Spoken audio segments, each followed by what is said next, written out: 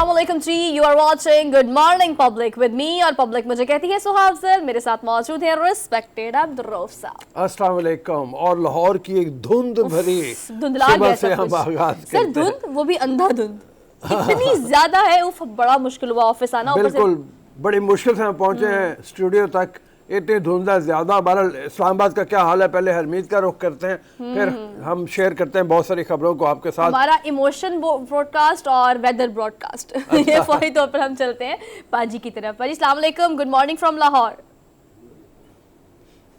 जी वालेकुम सलाम, सत श्री अकाल, गुड मॉर्निंग। और वैसे मैं पहले जब आप जिक्र करते थे कि धुंध है, लेकिन पहले ही जब परसों लाहौर में देखा वाकई रास्ता ही नजर नहीं आता। लेकिन बहरहाल इस्लामाबाद में तो चमकता दमकता सूरज है और बड़ा खूबसूरत मौसम है। और 11-12 बजे तक तो बड़ा मज़ा ही आता है धूप में बैठने का। और वैसे मेरा जो जैसे ही शो ख़त्म होता है तो बड़े खूबसूरत मनाजिर हैं। हमारे ऑफिस से ऊपर आप बैठेंगे तो आपको ये जो जितने भी पीएम हाउस और ये सारे, तो वहाँ पे बैठ के आप चाय की चुस्कियाँ लें तो उसका एक अलग सर बस किसी दिन हम भी इस्लामाबाद चलते हैं, इस्लामाबाद जाके वहीं से लाइव शो करते हैं तीनों मिलके, वो भी छत से, जहाँ का जिक्र आप हमेशा करते हैं। आवाम को बड़ी क्यूरियोसिटी है वो जगह देखने की।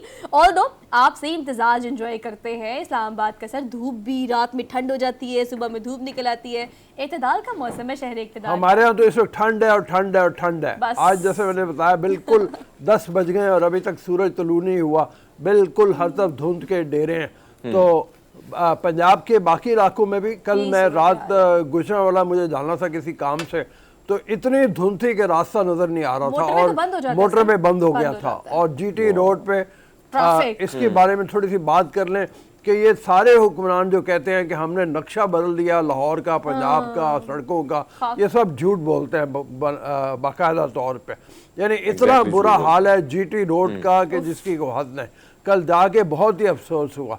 और ख़ास तौर पे मुरीद के कामों के, इससे पहले शादरा के साथ जो इलाका है काला शाह काकू का, बहुत बुरी तरह से सड़क टूटी हुई है। एक तो बेहंगम ट्रैफिक, ऊपर से इंफ्रास्ट्रक्चर इतना खराब, सड़कें इतनी शदीद खराब, उसके बाद कुछ बीच में ऐसे बाजार आते हैं जो कि सड़क को पूरा कवर किए हुए हैं। मतलब आप पे कोई इसमें डेकोरम नहीं है, कोई आपने देखा रूल्स एंड रेगुलेशंस नहीं है वहाँ पे ट्रैवल करने के। हालांकि सर 100 किलोमीटर का फर्क पड़ता है पूरे, अगर आप मोटरवे से जाएं या जीटी रोड से जाएं, बट ऑल तो वहाँ पर हालात अच्छा सोहे, एक और चीज जो आपने देखी होगी रोज साहब, सबसे बड़ा प्रॉब्लम क्या है, जितने भी सेंटर हैं कोशिश इनकी यही है, चाहे सिंध में अगर मैं बात करूं तो कराची पर ज्यादा फोकस है, अंदरूनी सिंध को अगर देखा जाए तो वहाँ सूरत हाल इंतही ख़राब है। इसी तरह अगर मैं बात करूँ पेशावर की तो वहाँ पे ध्यान दिया जाता है, लेकिन फिर खैबर पख्तूनख्वा के ऐसे इलाके जहाँ आज भी सड़कों से लोग महरूम है, शहराएँ नहीं है। इसी तरह अगर पंजाब की बात की जाए तो पूरे पैसे जितने भी है पंजाब की, जितनी भी तरक्याती फंडिंग आते हैं वो लाहौर पे तो लगा लेते हैं। लेकिन अगर आप अंदरूनी पंजाब जाएँ और वहाँ पे देखें तो हालात इतने बुरे कि जीटी रोड जिस पर बहुत ज़्यादा रश हुआ करता था, बहुत काम हुआ करता था और हमारा सफ़र भी उसी पर हुआ करता था, आज वहाँ पे जाएंगे तो खड्डे ही खड्डे आपको नज़र आएंगे। तो ये सूरत हाल है इस वक्त मुख्तलिफ सूबों का। और अगर हम देखें सियासतदानों को तो अपनी एक लड़ाई में मगन है, ना उनको इस चीज़ की परवाह है, ना उनको फिक्र है। क्या ही करना है सर, उन्होंने सियासत ही कर रहे हैं और कहीं चले जा रहे हैं। माशी सूरत हाल बहुत शदीद खराब है। सब मुख्तलिफ स्टेटमेंट्स देते हैं, कहते हैं डिफॉल्ट नहीं करेंगे, सऊदी अरब का जो कर्ज है वो आने वाला है। और चीन ने जो है वो इस बात पर बात की है कि हम बेसिकली कर्जा जो है मौखर होने वाला है चीन का। हाँ, ये डिफॉल्ट की खतरे की बात हो रही है। सागदार ने कहा है कि जल्द अच्छी खबरें मिलेंगी इसी महीने में, अल्लाह करे कुछ हो, क्योंकि अब तो हर उम्मीद इसी तरह से हमारी जागती है कि हमें कुछ सुना देता है। लेकिन इसके साथ ही वज़ीर आज़म का बयान भी शामिल कर लेते हैं, जो सोबतपुर में एक उन्होंने नए स्कूल का इफ्तिताह किया, वहाँ पे वो गए, बच्चों के साथ घुल मिल गए। और स्मार्ट स्कूल है, बड़ी मतलब उन्होंने कहा कि 2 महीने के मुख्तसर मुद्दत में ये स्कूल बना लिया गया। वहाँ पे उन्होंने कहा कि मुझे कोई शक नहीं है कि महंगाई अरूज पे है। और मैं और हरमीत और सुहास रोज़ रोते रहते हैं कि महंगाई बहुत ज़्यादा है। कल मैं जहाँ गया गुजरांवाला में, उसके रास्ते में एक जगह हम रुके तो वो एक साहब की फैक्ट्री है जो चावल का कारोबार करते हैं। तो उन्होंने कल बताया कि 13,500 रुपये फ़ी मन चावल का रेट हो गया, जो पिछले साल से 100% ज़्यादा हो गया। 100% ज़्यादा हो गया है। तो मतलब ये है 100% बिल्कुल। और उस बात से अंदाज़ा लगा लें कि एक तरफ हम देख रहे हैं कि इनके जो वज़रा हैं उनके बयानात ज़रा आप अगर देखें तो आपको हैरानी होगी। एक तरफ जो है एहसन इकबाल साहब कहते हैं कि भैया आप चाय ना पिएं, चाय पियेंगे तो ये भी बोझ पड़ जाता है। कल इनके एक और चीमा साहब हैं काफ लीग के, वो भी वो मिनिस्टर बने हुए हैं, तो वो भी ये कहते हैं कि भैया मुर्गी ना खाएं, ये तो बड़ी खतरनाक होती है, तो भैया फिर जहर ही दे दें हमें, वही मिला के दे दें, हम एक काम तमाम हो जाए हमारा। इतनी लेम स्टेटमेंट से आप ये देखिए कि ये भी कहा गया है कि आप दुकानें जल्दी बंद करेंगे, मार्केट जल्दी बंद हो जाएंगी तो बच्चे कम पैदा होंगे। मतलब क्या इस स्टेटमेंट का सर पैर है, कहाँ से ये स्टेटमेंट बात की है, लॉजिक देखिए जरा। लेकिन चलिए करके बात चले जाते हैं, फिर उसके बाद बन जाती है मीम्स। ख्वाजा आसफ के दौर की बात की जाए तो जाहिर बात है कि उस दौर में ज्यादा ही आराम था, सोशल मीडिया था ही नहीं, तो उस वक्त तो ऐसे ही ज्यादा बच्चे थे। अब तो खैर लोग जाते हैं, जितना देर से जाते तो आराम से सो जाते, थके आ रहे होते हैं। तो ये कल वैसे मैंने इस पे जाके वैसे आवाम से भी राय ली है, बड़े मजे की वो है, शायद सोशल मीडिया पे पब्लिक पे फिर पड़ी भी होगी, लेकिन बहरहाल ये इस किस्म की स्टेटमेंट जो है वो आती है, आप खुद हैरान होते हैं कि किया क्या जा रहा है। हम टू वे कम्युनिकेशन करते हैं ना, मतलब उन्हें दोनों पर्सपेक्टिव से बात करनी होती है। सर आप एक मन चावल की बोरी की बात कर रहे हैं, बिजनेस करने वाले लोग और जो मुंजी का कारोबार करने वाले लोग हैं, जो चावल लोग मिल्स जो हैं, राइस मिल्स के जो ऑनर हैं, सर वो भी अपना गिला बजा लॉजिकल रीजंस के साथ रखते हैं कि पहले इस सीजन में इन्वेस्टमेंट करने के लिए 17 से 20 करोड़ काफी होता था, अब 70 करोड़ भी कम हो जाता है इस सीजन में डालने के लिए। मतलब आप ये कह रहे हैं कि 50% 70% नहीं 100% इस ग्राफ में इजाफा हुआ है। उनके भी वैलिड रीजंस है, लॉजिकल रीजंस है। एट द सेम प्लेस अवाम भी कहती है चावलों की बोरी बहुत महंगी हो गई है, आटे की बोरी बहुत महंगी हो गई है, क्योंकि सर उनके पास भी रीजंस है कि महंगाई हो गई है। पता नहीं उसका हल किसके पास है, क्योंकि ये कहना बड़ा आसान है वज़ीर आज़म का भी या बाकी का भी, वज़रा का भी, कि हम जानते हैं महंगाई हो गई है, भाई कुछ करो भी फिर।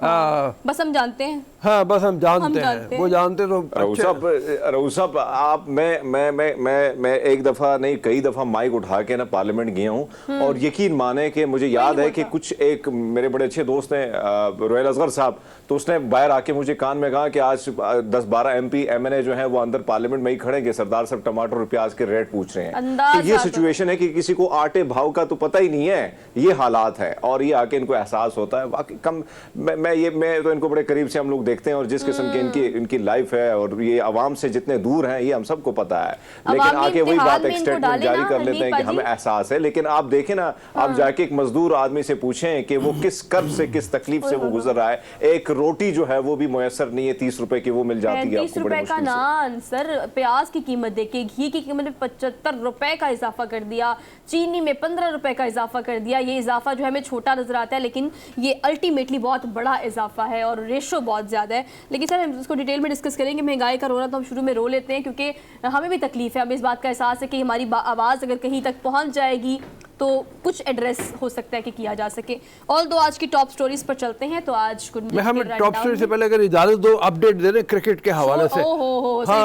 कैसे मिस कर ये बड़ा जरूरी है, ये कैसे मिस कर सकते हैं। हाँ, पाकिस्तान की तमाम टीम आउट हो गई है, 408 रन्स पे अपडेट ये है, और अब न्यूजीलैंड दोबारा खेलना है। कोई 41 रन या 42 रन्स का डेफिसिट है जो पाकिस्तान ने कम बनाया है रन्स, वो न्यूजीलैंड को बरतरी हासिल है।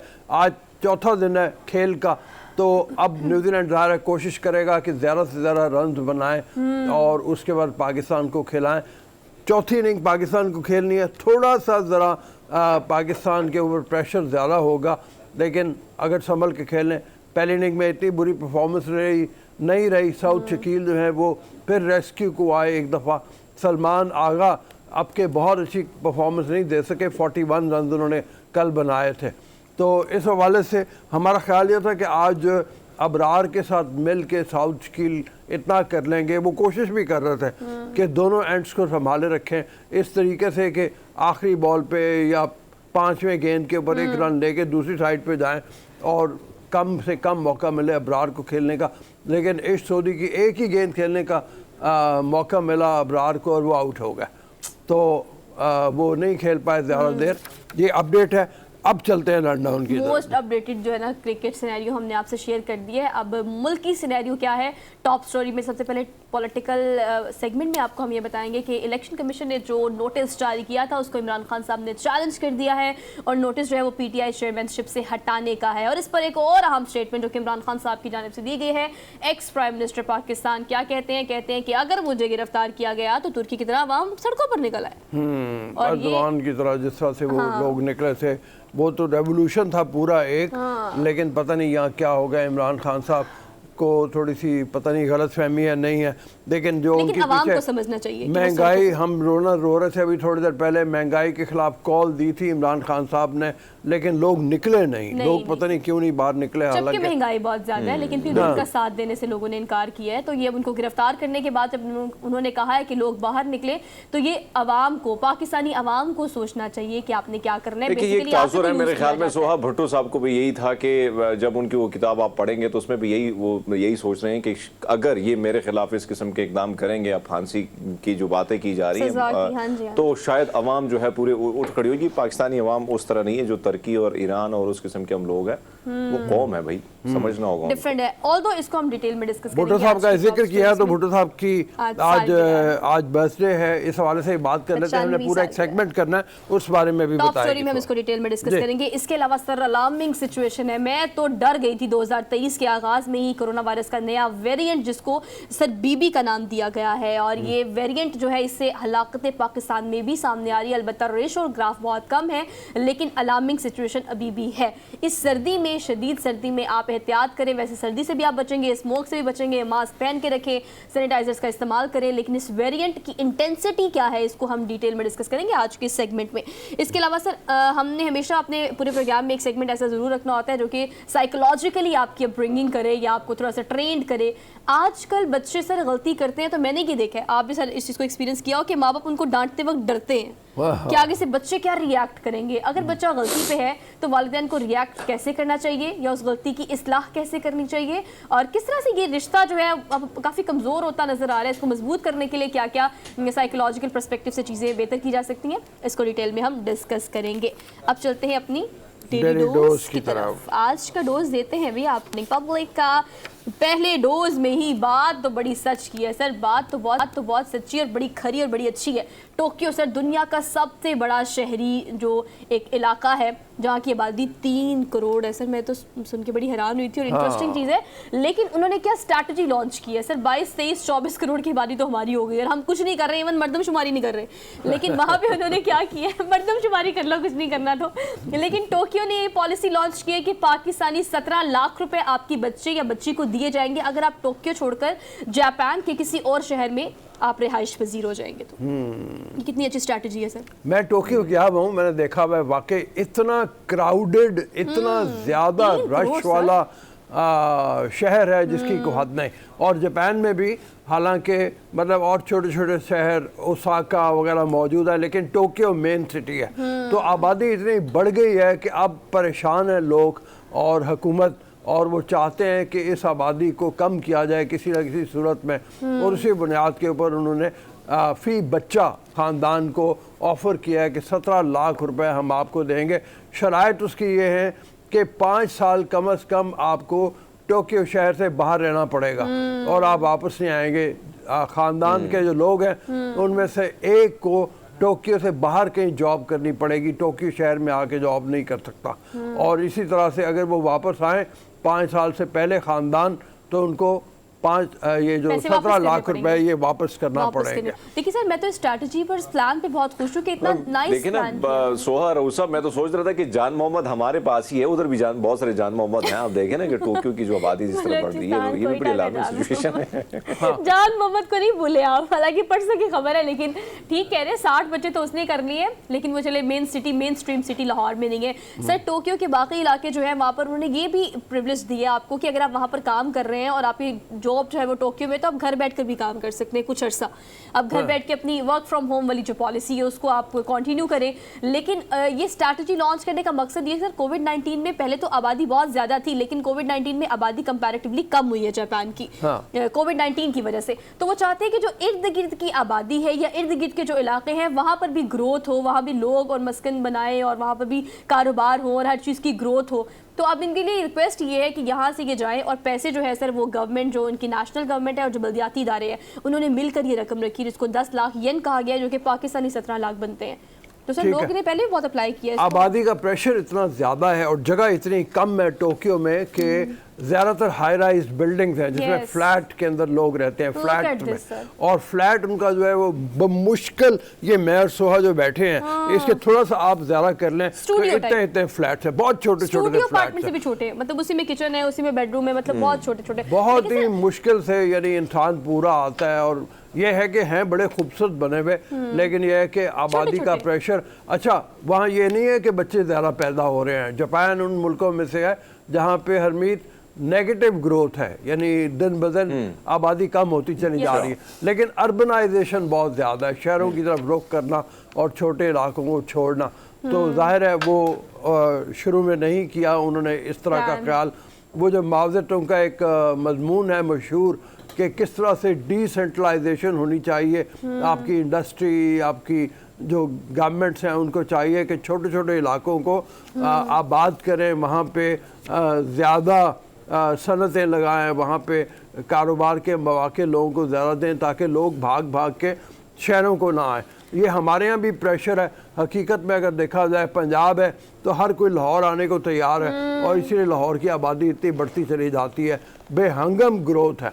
और इसी तरह से आप कराची में देखो कि सिंध में कराची के अलावा कोई शहर ही नहीं है इतना बड़ा, फैजाबाद छोटा सा शहर है, हर कोई भाग के कराची आने को आमादा होता है। इसी तरह पेशावर की सूरत हाल देख लें इस्लामाबाद में भी situation कोयटा यही है। में, इस्लामाबाद, मतलब ये चंद 5-6 शहर हैं हमारे, उसके अलावा बाकी में मराद उस तरह से नहीं है कि लोग वहाँ पे और सर, जाके रहना चाहें। टोक्यो की आप बात करें, ऑब्वियसली आपने वहाँ विजिट किया हुआ है। अभी हम जो विजुअल्स दिखा रहे थे, जब आप सिग्नल बंद होता है तो गाड़ियाँ नहीं लोग रुकते हैं, और सर लोगों की तादाद भी सैकड़ों में है जो आप देख रहे हैं। और ओवरऑल सिचुएशन इस वक्त ये है कि वहाँ पर जितने भी लोग हैं उन्होंने ये देखे सर, मैं ये विजुअल्स दिखाना चाह रही थी, मैंने ये एक्सपीरियंस किया हुआ है। टर्की में आप ये बहुत ज़्यादा देखते हैं, लेकिन सर आप देखिए 3 करोड़ की आबादी दुनिया का, या हम तो अपने मुल्कों की बात कर रहे हैं ना, अपने मुल्क की बात कर रहे हैं, अपने शहरों की बात कर रहे हैं, 3 करोड़ की आबादी पर दुनिया का सबसे मसरूफ तरीन और ज़्यादा आबादी वाला शहर है टोक्यो।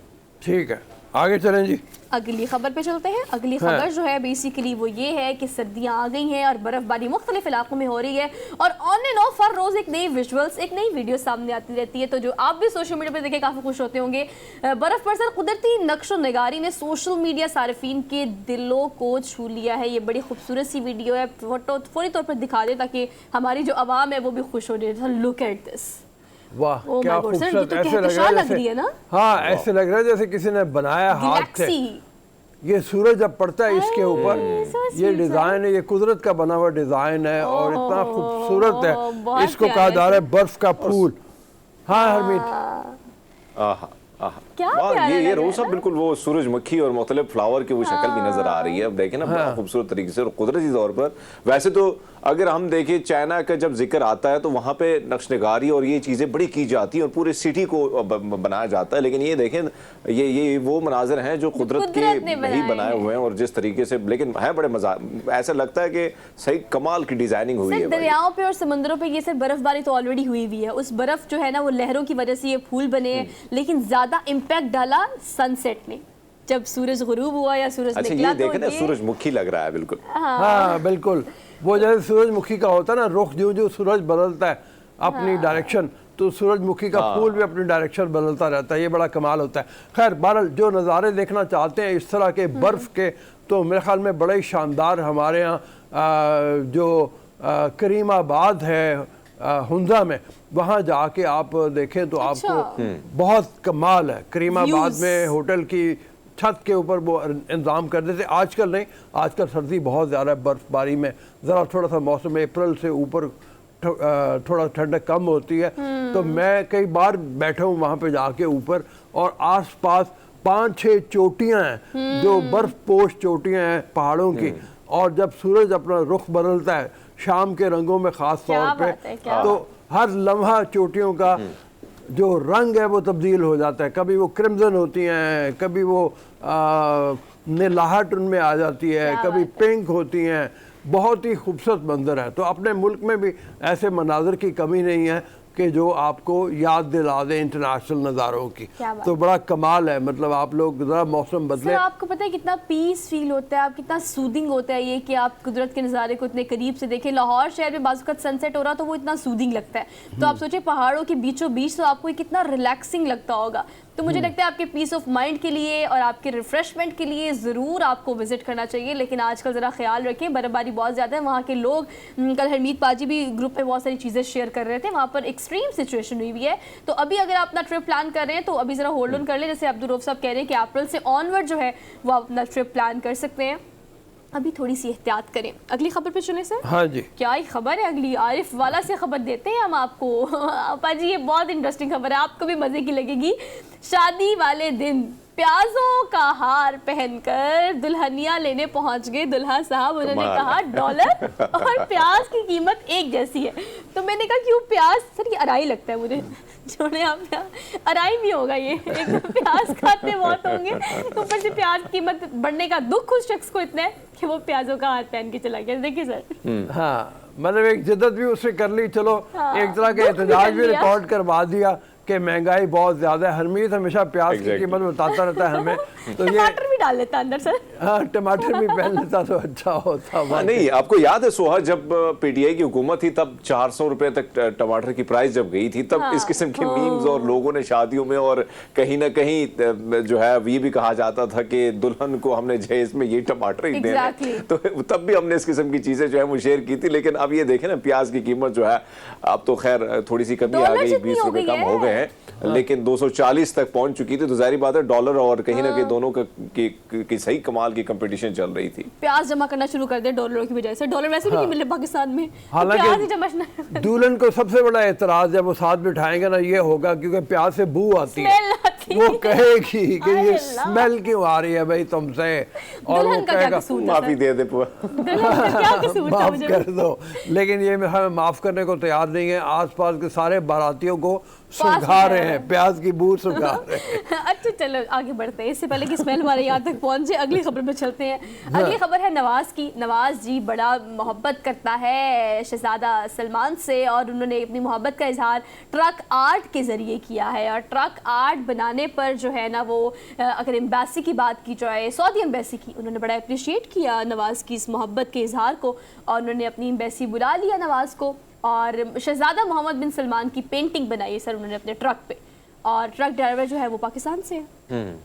हमारे यहाँ तो बड़ा अनयूजुअल होता है इस तरह की कोई तस्वीर बनी हुई हो। उसकी वजह यह है कि ट्रकों के पीछे मैं तो हैरान होता हूँ कि अयूब खान जो वैसे डिक्टेटर था, लेकिन यह है कि लोग बड़े मुतासिर थे उससे, उस इलाके के हरीपुर हज़ारा वगैरह के ख़ास तौर पे लोग। और आपको अब तक ट्रकों के पीछे अयूब खान की बनी तस्वीरें नजर आ जाती हैं। बहुत दफा देखा है। शेर बहुत लोगों ने बनाए होते हैं। बल्कि रऊफ साहब आपको याद होगा कि राइल शरीफ साहब का जब दौर था, जब वो आर्मी चीफ थे, तब एक बहुत ज्यादा ट्रेंड बना था, बहुत ज्यादा ट्रेंड, क्योंकि खैबर पख्तूनख्वा के जितने भी ट्रक्स थे या वजीरिस्तान या इन इलाकों में, तो हमने ये चीज़ देखी थी कि उनकी तस्वीर बड़ी ज़्यादा थी। और अब अगर हम देखें तो अब जितने ट्रक या गाड़ियाँ, हमें छोटी छोटी गाड़ियों में बैग तो खान साहब की तस्वीर होती है, साथ में एब्सोल्युटली नॉट का जो है वो चीज़ भी हमें बड़ी ज़्यादा नज़र आती है। लेकिन ये भी एक ख़ास मोहब्बत है सऊदी वली अहद के साथ, और ज़ाहिर बात है कि बहुत ज़्यादा चाहने वाले उनके इधर भी हैं।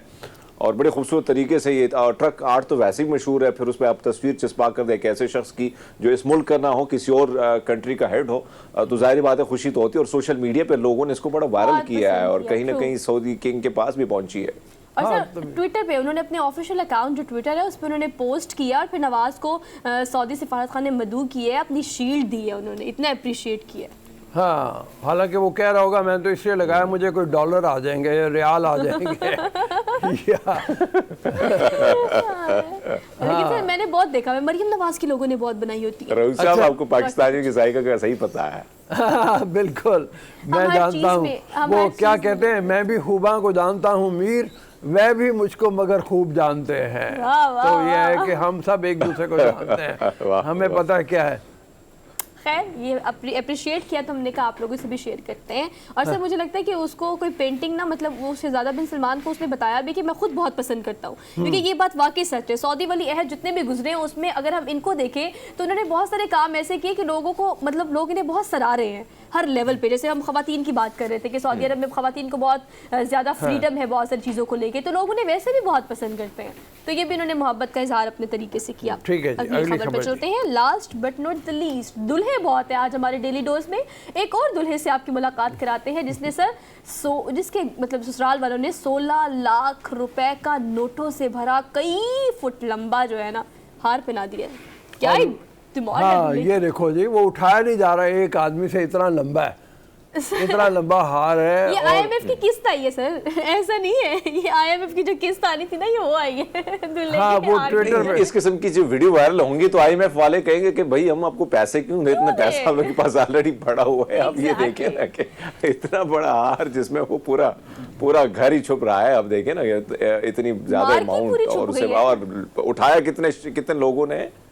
और सर आप देखिए 16 लाख रुपए एक अमाउंट है, और जल बुझ भी रहा है वो, उसमें जलती बुझती बत्तियां भी लगी हुई हैं। बत्तियां भी लगी हरमीत, सबसे बड़ी बात यह है इसकी बैटरी मेरे ख्याल में शबाले के कंधे के ऊपर होगी, जो पीछे बैठा होगा बैटरी पे चल रहा। हमारा अच्छा, वैसे बचपन में ना हमारा वैसे हमें ज्यादा इंतजार होता था कि दुल्हन ने जो हार पहना इसके आसपास जो दो उस वक्त 2 रुपए के होते थे, 5 रुपए के, तो कैसे हम इसको ना खिसक के लेके जाएं। तो कोशिश हमारी ये होती थी, इधर ये देख रहे हैं कि बच्चे नहीं नजर आ रहे। देखो ये उन्हीं लोगों में से हरमीत पारी से सच बताते हैं।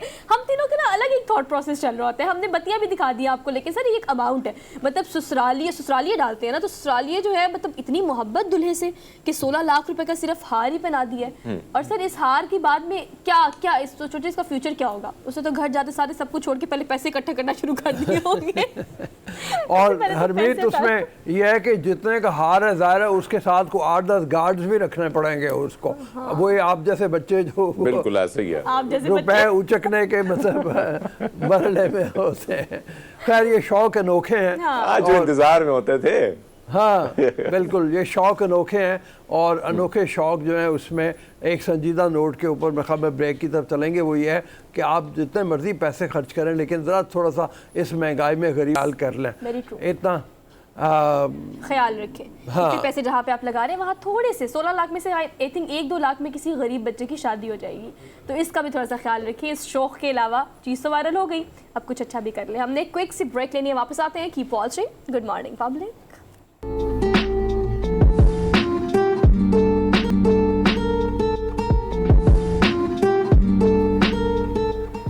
जी welcome to the show after the break. एक तरफ इमरान खान साहब का प्रेशर है कि फौरी तौर पे इलेक्शन करवाए जाएं और इस मुल्क में जो अबतरी है उसका कोई हल नहीं है सिवाय इसके कि इलेक्शन जल्द वक्त पे हों। दूसरी तरफ इलेक्शन कमीशन के कुछ और हुकूमत के जो कुछ मामले हैं वो कुछ और तरह के हैं। हुकूमत कहती है कि जब तक हमारी टेन्योर पूरा नहीं होगा उस वक्त तक हुकूमत चलेगी। माशी मुश्किलात हैं, दूसरी मुश्किलात भी हैं, लेकिन इलेक्शन अपने वक्त पे होंगे। एक और पहलू भी है और वो ये है कि MKM और दूसरी इत्तेहादी जमातें जो मुसलसल कई अरसे से बात कर रही हैं कि पहले इस मुल्क में सेंसस हो, सेंसस के बाद हल्का बंदियाँ हो और उसके बाद इलेक्शन करवाया जाए। इस सारे सिनेरियो में सरवर बारी साहब से बात करते हैं कि ख़ास तौर पर ये देखें कि सेंसस के मुताबिक सेंसस जो करवाना है वो कितना ज़रा अहम है, हल्का बंदियाँ होना कितना ज़रा अहम है। तो बारी साहब अस्सलाम वालेकुम। वालेकुम अस्सलाम जी। ये फरमाइए कि ये जो एक MKM का भी था, दूसरी जमातों ने भी कहा हुआ था कि पहले सेंसस होगा उसके बाद हल्का बंदियाँ होंगी और फिर इलेक्शन होगा, इसकी अहमियत कितनी ज़्यादा है, इस हवाले से फरमाइए। देखिए जी, हमारे यहाँ 1998 में सेंसस हुआ था जी। उसके बाद आपको मालूम ही है कितने इंतखाबात हुए और 2002 में हल्का बंदियां भी थोड़ी बहुत ज़्यादा तब्दील हुई, लेकिन नया सेंसस नहीं हुआ था। यही सियासी जमातें थी, यही क़यादत थी, उन्होंने उस वक्त कभी नहीं कहा कि इलेक्शन नहीं होने चाहिए जब तक कि सेंसस ना हो। तो मेरा कहने का मकसद ये है कि दरअसल मकसद कुछ और है। मकसद ये नहीं है कि नई हल्का बंदी हो, नया सेंसस हो। अभी तो 2017 में सेंसस हुआ है, गो कि उसके ऊपर एतराज़ात थे और वो एतराज़ात दूर किए जा सकते हैं। और फिर उन्होंने 2018 के इंतखाबात में हिस्सा भी लिया है, उसके बाद होने वाले कराची में बाई इलेक्शंस में भी हिस्सा लेते रहे हैं। तो मेरा अपना ख्याल है कि हमारे यहाँ जो हमारी पॉलिटिकल जो एलीट है वो ये समझती है कि अगर इंतखाबात वो नहीं जीत सकते तो इंतखाबात नहीं होने चाहिए। और तो मेरी नज़र में कोई और वजह नहीं है, ये तो सिर्फ एक बहाना है कि इंतखाबात को डिले किया जाए। और आप देखिए पाकिस्तान में जितने ज़्यादा देर आप करेंगे, जितनी ज़्यादा ताख़ीर करेंगे, उतनी ही इंस्टेबिलिटी बढ़ेगी, हमारी इकॉनमी उतनी ही तबाह होगी। तो मामला इतना सिंपल नहीं है, मामला बहुत ही गंभीर शक्ल अख्तियार कर चुका है। तो बुनियादी तौर पर तो मैं समझता हूँ कि ये इंतखाबात होने चाहिए और जितनी जल्दी हो जाए उससे एक जो अनसर्टेनिटी है वो खत्म होगी। जो भी गवर्नमेंट आएगी 5 साल के लिए होनी चाहिए। जो एस्टेब्लिशमेंट की इंटरफेरेंस है वो बिल्कुल जीरो पे आनी चाहिए, ताकि जो पॉलिटिकल लीडरशिप है वो अपने फैसले कर सके। ठीक है। अच्छा सर, आपसे जानना चाहूँगा, आपको याद होगा साबिक army chief general Qamar Javed Bajwa साहब का जब आखिरी खिताब था तो उनका कहना ये था कि हम पॉलिटिकल हो चुके हैं। कल इमरान खान साहब का नया स्टेटमेंट आया, वो कहते हैं कि MQM का इकट्ठ जो है इसके पीछे भी इस्टेब्लिशमेंट का हाथ है। और अगर हम देखें सर, आपसे जानना चाहेंगे कि अब जो ये इकट्ठ हो रहा है, क्या आपको लगता है कि MQM 2013 जैसा जो मैंडेट पहले जो मिलता था 2013 से उसी तरह इनको मिलेगा, या इनकी मकबूलियत में अब वो वाला ग्राफ नहीं रहा वो जो पहले हुआ करता था, जो खौफ था कराची में और एक डंका बजता था अल्ताफ हुसैन का और MQM का, तो क्या इसको दोबारा ये बरकरार रख पाएंगे सर?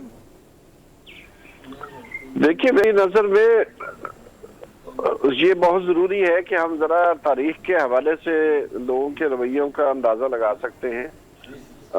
अगर तो यूनिफिकेशन जो है MQM की वो एक ऑर्गेनिक प्रोसेस के जरिए हो रही है तो बड़ी अच्छी बात है, क्योंकि जो पॉलिटिकल पार्टीज के फैक्शंस बनते हैं उसकी वजह से हमारी जो इंस्टेबिलिटी है उसके रूट्स भी गहरे होते जाते हैं। तो पहली बात तो ये है, सिंपल है, लेकिन लगता ये नहीं है, क्योंकि 2002 के इंतखाबात से पहले इस तरह की जो है वो कोशिश की गई थी मुशर्रफ साहब की तरफ से कि जी MQM को इकट्ठा रखा जाए। और उसके बाद जब मामला हुआ कि इनके हाथ से जारी है तो उसको फैक्शनलाइज कर दें, उसमें टूट फूट का अमल शुरू कर दें। तो ये तो अब पाकिस्तान की तारीख में ये कहना कि जो एस्टेब्लिशमेंट है वो पॉलिटिकल इंजीनियरिंग नहीं करती, तो मेरा ख्याल है कि ये एक ऐसी बात है जिसको साबित नहीं किया जा सकता। बहुत सारे हमें मालूम है कि बहुत सारे फैक्शंस बनते हैं, नई पार्टियां बनाई जाती हैं। ज़िया-उल-हक के ज़माने में GM सैयद को बहुत प्रमोट किया गया ताकि पीपल्स पार्टी को अंडरमाइन किया जाए। इसी तरह पंजाब के अंदर शिया सुन्नी का मसला उठाया गया और एक साबका IG पंजाब के जो हैं खोसा साहब, वो डॉन में लिख चुके हैं कि उन्होंने जंग में जब वो ASP थे तो उन्होंने कोई लोग पकड़े, उनसे असला बरामद हुआ और प्रेसिडेंसी से फोन आया कि इनको छोड़ दें, और वही लोग बाद में जो हैं वो सफाया साहबा बनाने वाले लोग थे। तो मैं मतलब there is enough evidence available to Pakistan, available to researchers, available to public, और जो पुराने हमारे सिविल सर्विस के लोग हैं वो बार बार इस पे लिख रहे हैं। और ये कहना कि सडनली हमारी फौज ने, हमारी जो एस्टेब्लिशमेंट है उसने फैसला कर लिया कि हमने अब पॉलिटिकल इंटरफेरेंस नहीं करनी, पॉलिटिकल विंग जो SI में तो अभी तक मौजूद है। अच्छा बारी साहब ये फरमाइए कि ये पंजाब की तरफ ज़रा आ जाएं। पंजाब में एतमाद के वोट के हवाले से ये हो रहा है कि कल PTI के 3 मेंबरान जिन्होंने कहा, मोमना वहीद हैं उसमें, कि हम परवेज़ इलाही को एतमाद का वोट नहीं देंगे, और भी 1-2 मेंबरान हैं। तो आपको लगता है इस सारी सूरत हाल में अब 3-4 दिन रह गए एतमाद का वोट लेने के लिए, ले पाएंगे एतमाद का वोट? उनके लिए बड़ा ज़रूरी है ताकि फिर असम्बलियों को फौरी तौर पर तोड़ा जा सके। देखिए, ये जो पहले आपने 2 सवाल किए थे और ये जो पंजाब का मामला है, ये मैं समझता हूँ एक ही गेम का मुख्तलिफ जो है वो पहलू हैं। जो कुछ सेंटर में हुआ था, पार्लियामेंट में हुआ था, कुछ लोग मुनहरफ हो गए थे। तो मामला ये है कि यकीनन अगर लोग अपने जमीर की बुनियाद पर किसी पार्टी को छोड़ते हैं, वोट नहीं देते किसी इशू के ऊपर, तो ये उनका राइट है। लेकिन ये कि फिर वो दे आल्सो लूज जो उनकी एक पोजीशन है, जो कि अब कोर्ट्स का फैसला भी है कि वो पार्टी के इंस्ट्रक्शंस की जो है मुखालफत नहीं कर सकते, उसमें वोट नहीं डाल सकते। तो ये तो काफी दिनों से खबरें आ रही थी कि पंजाब असेंबली की कुछ खवातीन जो है एमपीज हैं वो शायद वोट ना डालें, तो वो अब खुल के सामने आ गई बात।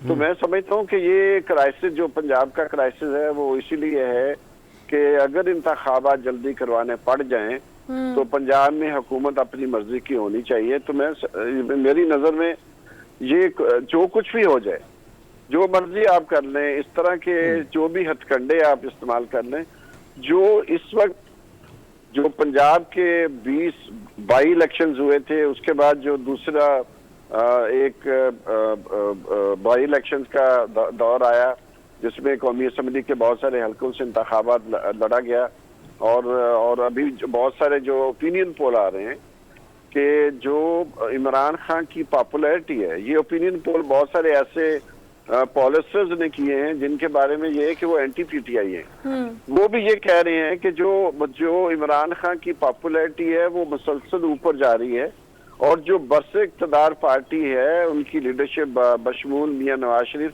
उनकी जो अप्रूवल रेटिंग है वो 19% पर आके गिर गई है, और इमरान खान साहब की जो है ना 60% से ऊपर है। ये पॉलिसिस्ट है, वो अवेलेबल है, आप गूगल पे जाके देख सकते हैं। हमारे अपने जो सर्वे बता रहे हैं। सर आपसे जानना चाहूंगा इसी हवाले से, इसी मकबूलियत के हवाले से, एक तरफ हम देख रहे हैं कि पंजाब की अगर की बात की जाए तो जहांगीर तरीन साहब पर 7 अरब रुपए के जो मनी लॉन्ड्रिंग के केसेस थे कल वो भी खत्म हो गए। ऐसे में ये बातें भी की जाती हैं कि हलीम खान और जहांगीर तरीन के जरिए कोई बड़ा रोल प्ले किया जा सकता है। दूसरी जानिब जो आपने जिक्र किया नून लीग के हवाले से, तो क्या आपको लगता है कि नून लीग का जो ग्राफ गिरा है, खासकर बड़ा नुकसान तो नून लीग को इस सारी हुकूमत में हुआ है और हो रहा है, तो क्या जिस तरह वो कह रहे हैं कि आने वाले वक्त या अगस्त तक, या जिस तरह एक और बात भी की जा रही कि शायद 1 साल और मिलने का इम्कान है, तो इसमें क्या वो अपने इस ग्राफ को बरकरार रख पाएंगे या नुकसान और भी होगा नून लीग को, जिस तरह मईशत जिस तरीके से चल रही है?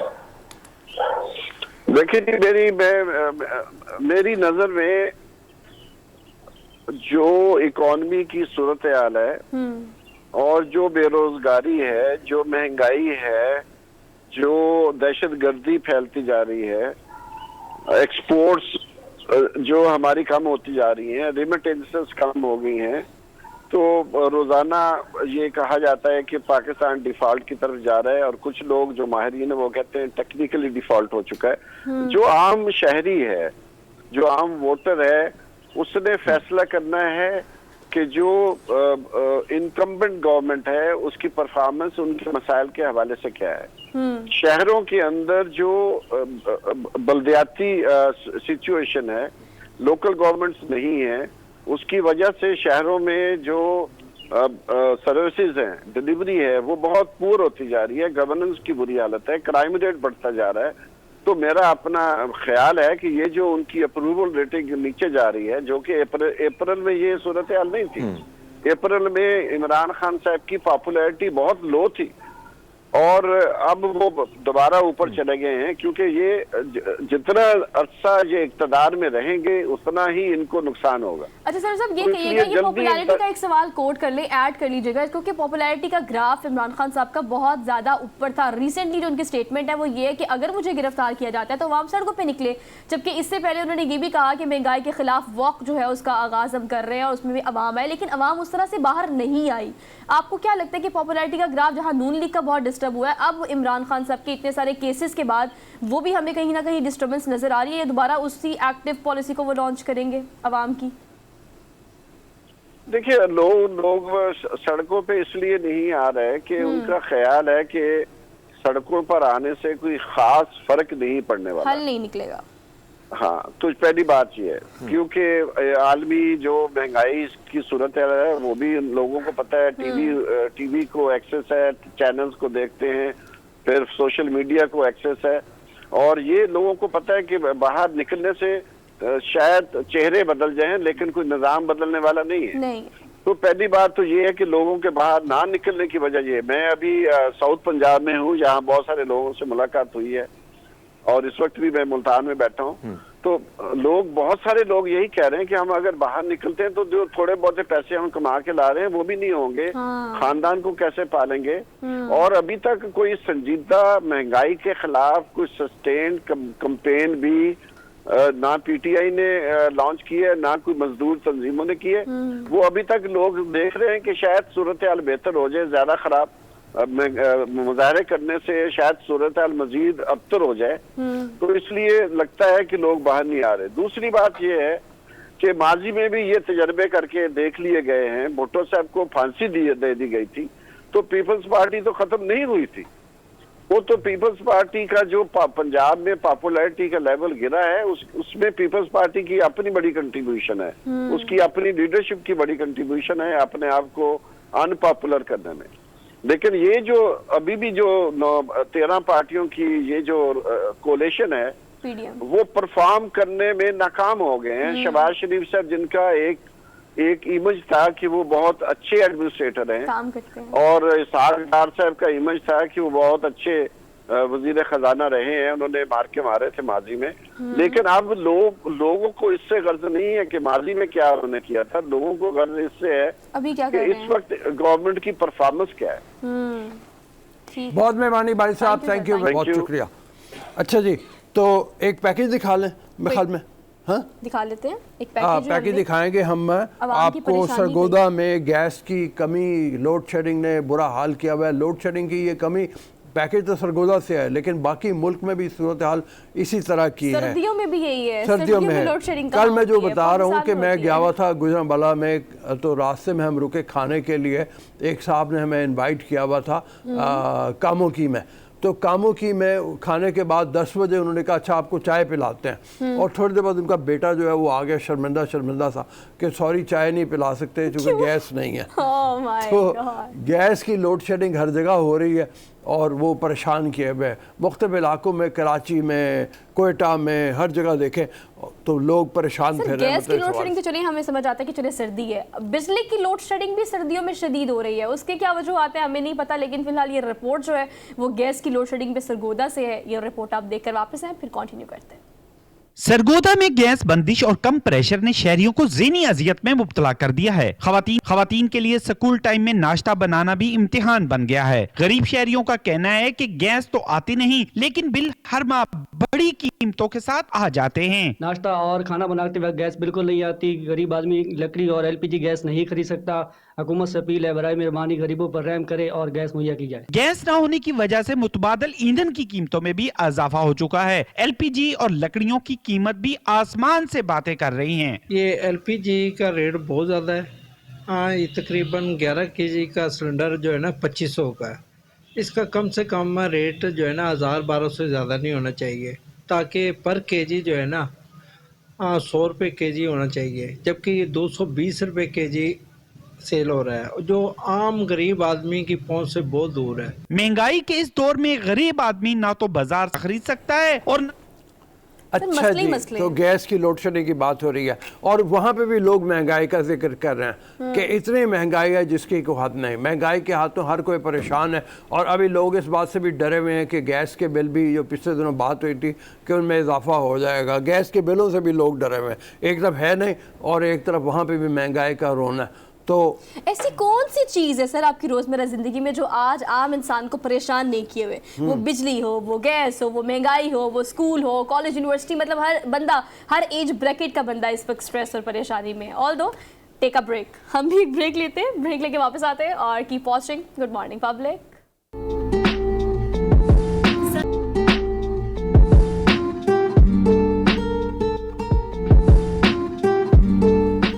Welcome to the show after the break. मुल्क में एक शुबा ये पाया जा रहा है, शक ये पाया जा रहा है कि कोरोना के एक नए वेरिएंट के कुछ पेशेंट्स आए हैं सामने।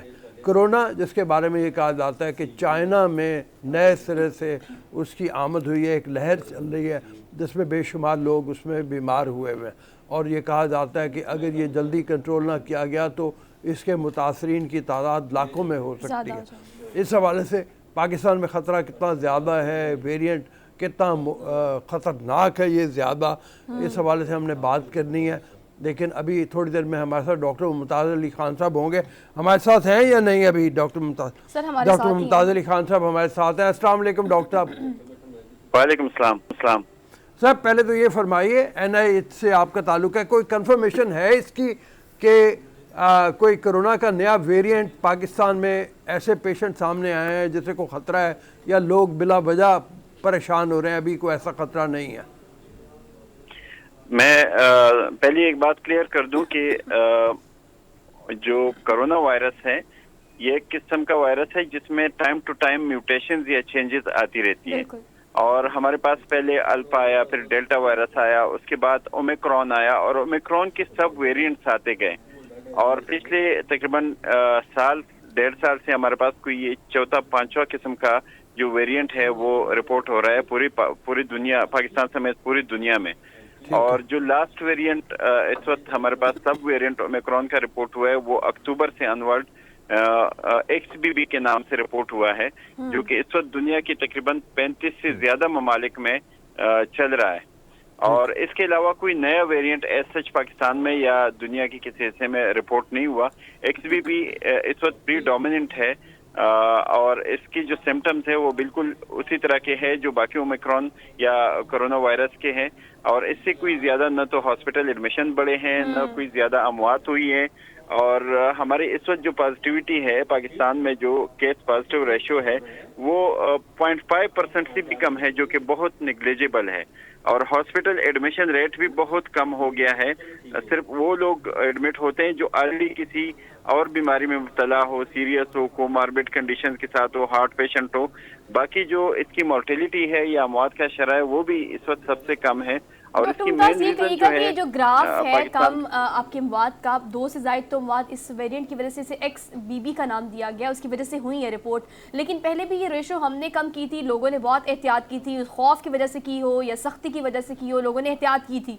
लेकिन अब वो जो SOPs हमने सेट किए हुए थे उससे लोग निकलते हुए दिखाई दे रहे हैं। मास्क ऐसे नहीं पहना जाता, सैनिटाइजर का इस्तेमाल भी उस तरह से नहीं किया जाता। इसकी इंटेंसिटी के हवाले से आपने ब्रीफ किया है कि बहुत ज़्यादा इंटेंसिटी नहीं है, लेकिन एक इंसान या एक पेशेंट जिसको 1, 2, 3 दफ़ा तीनों वेरिएंट्स में हो चुका है, क्या उसको भी ये उतनी इंटेंसिटी के साथ डिस्टर्ब कर सकता है? उसको भी ये अटैक कर सकता है?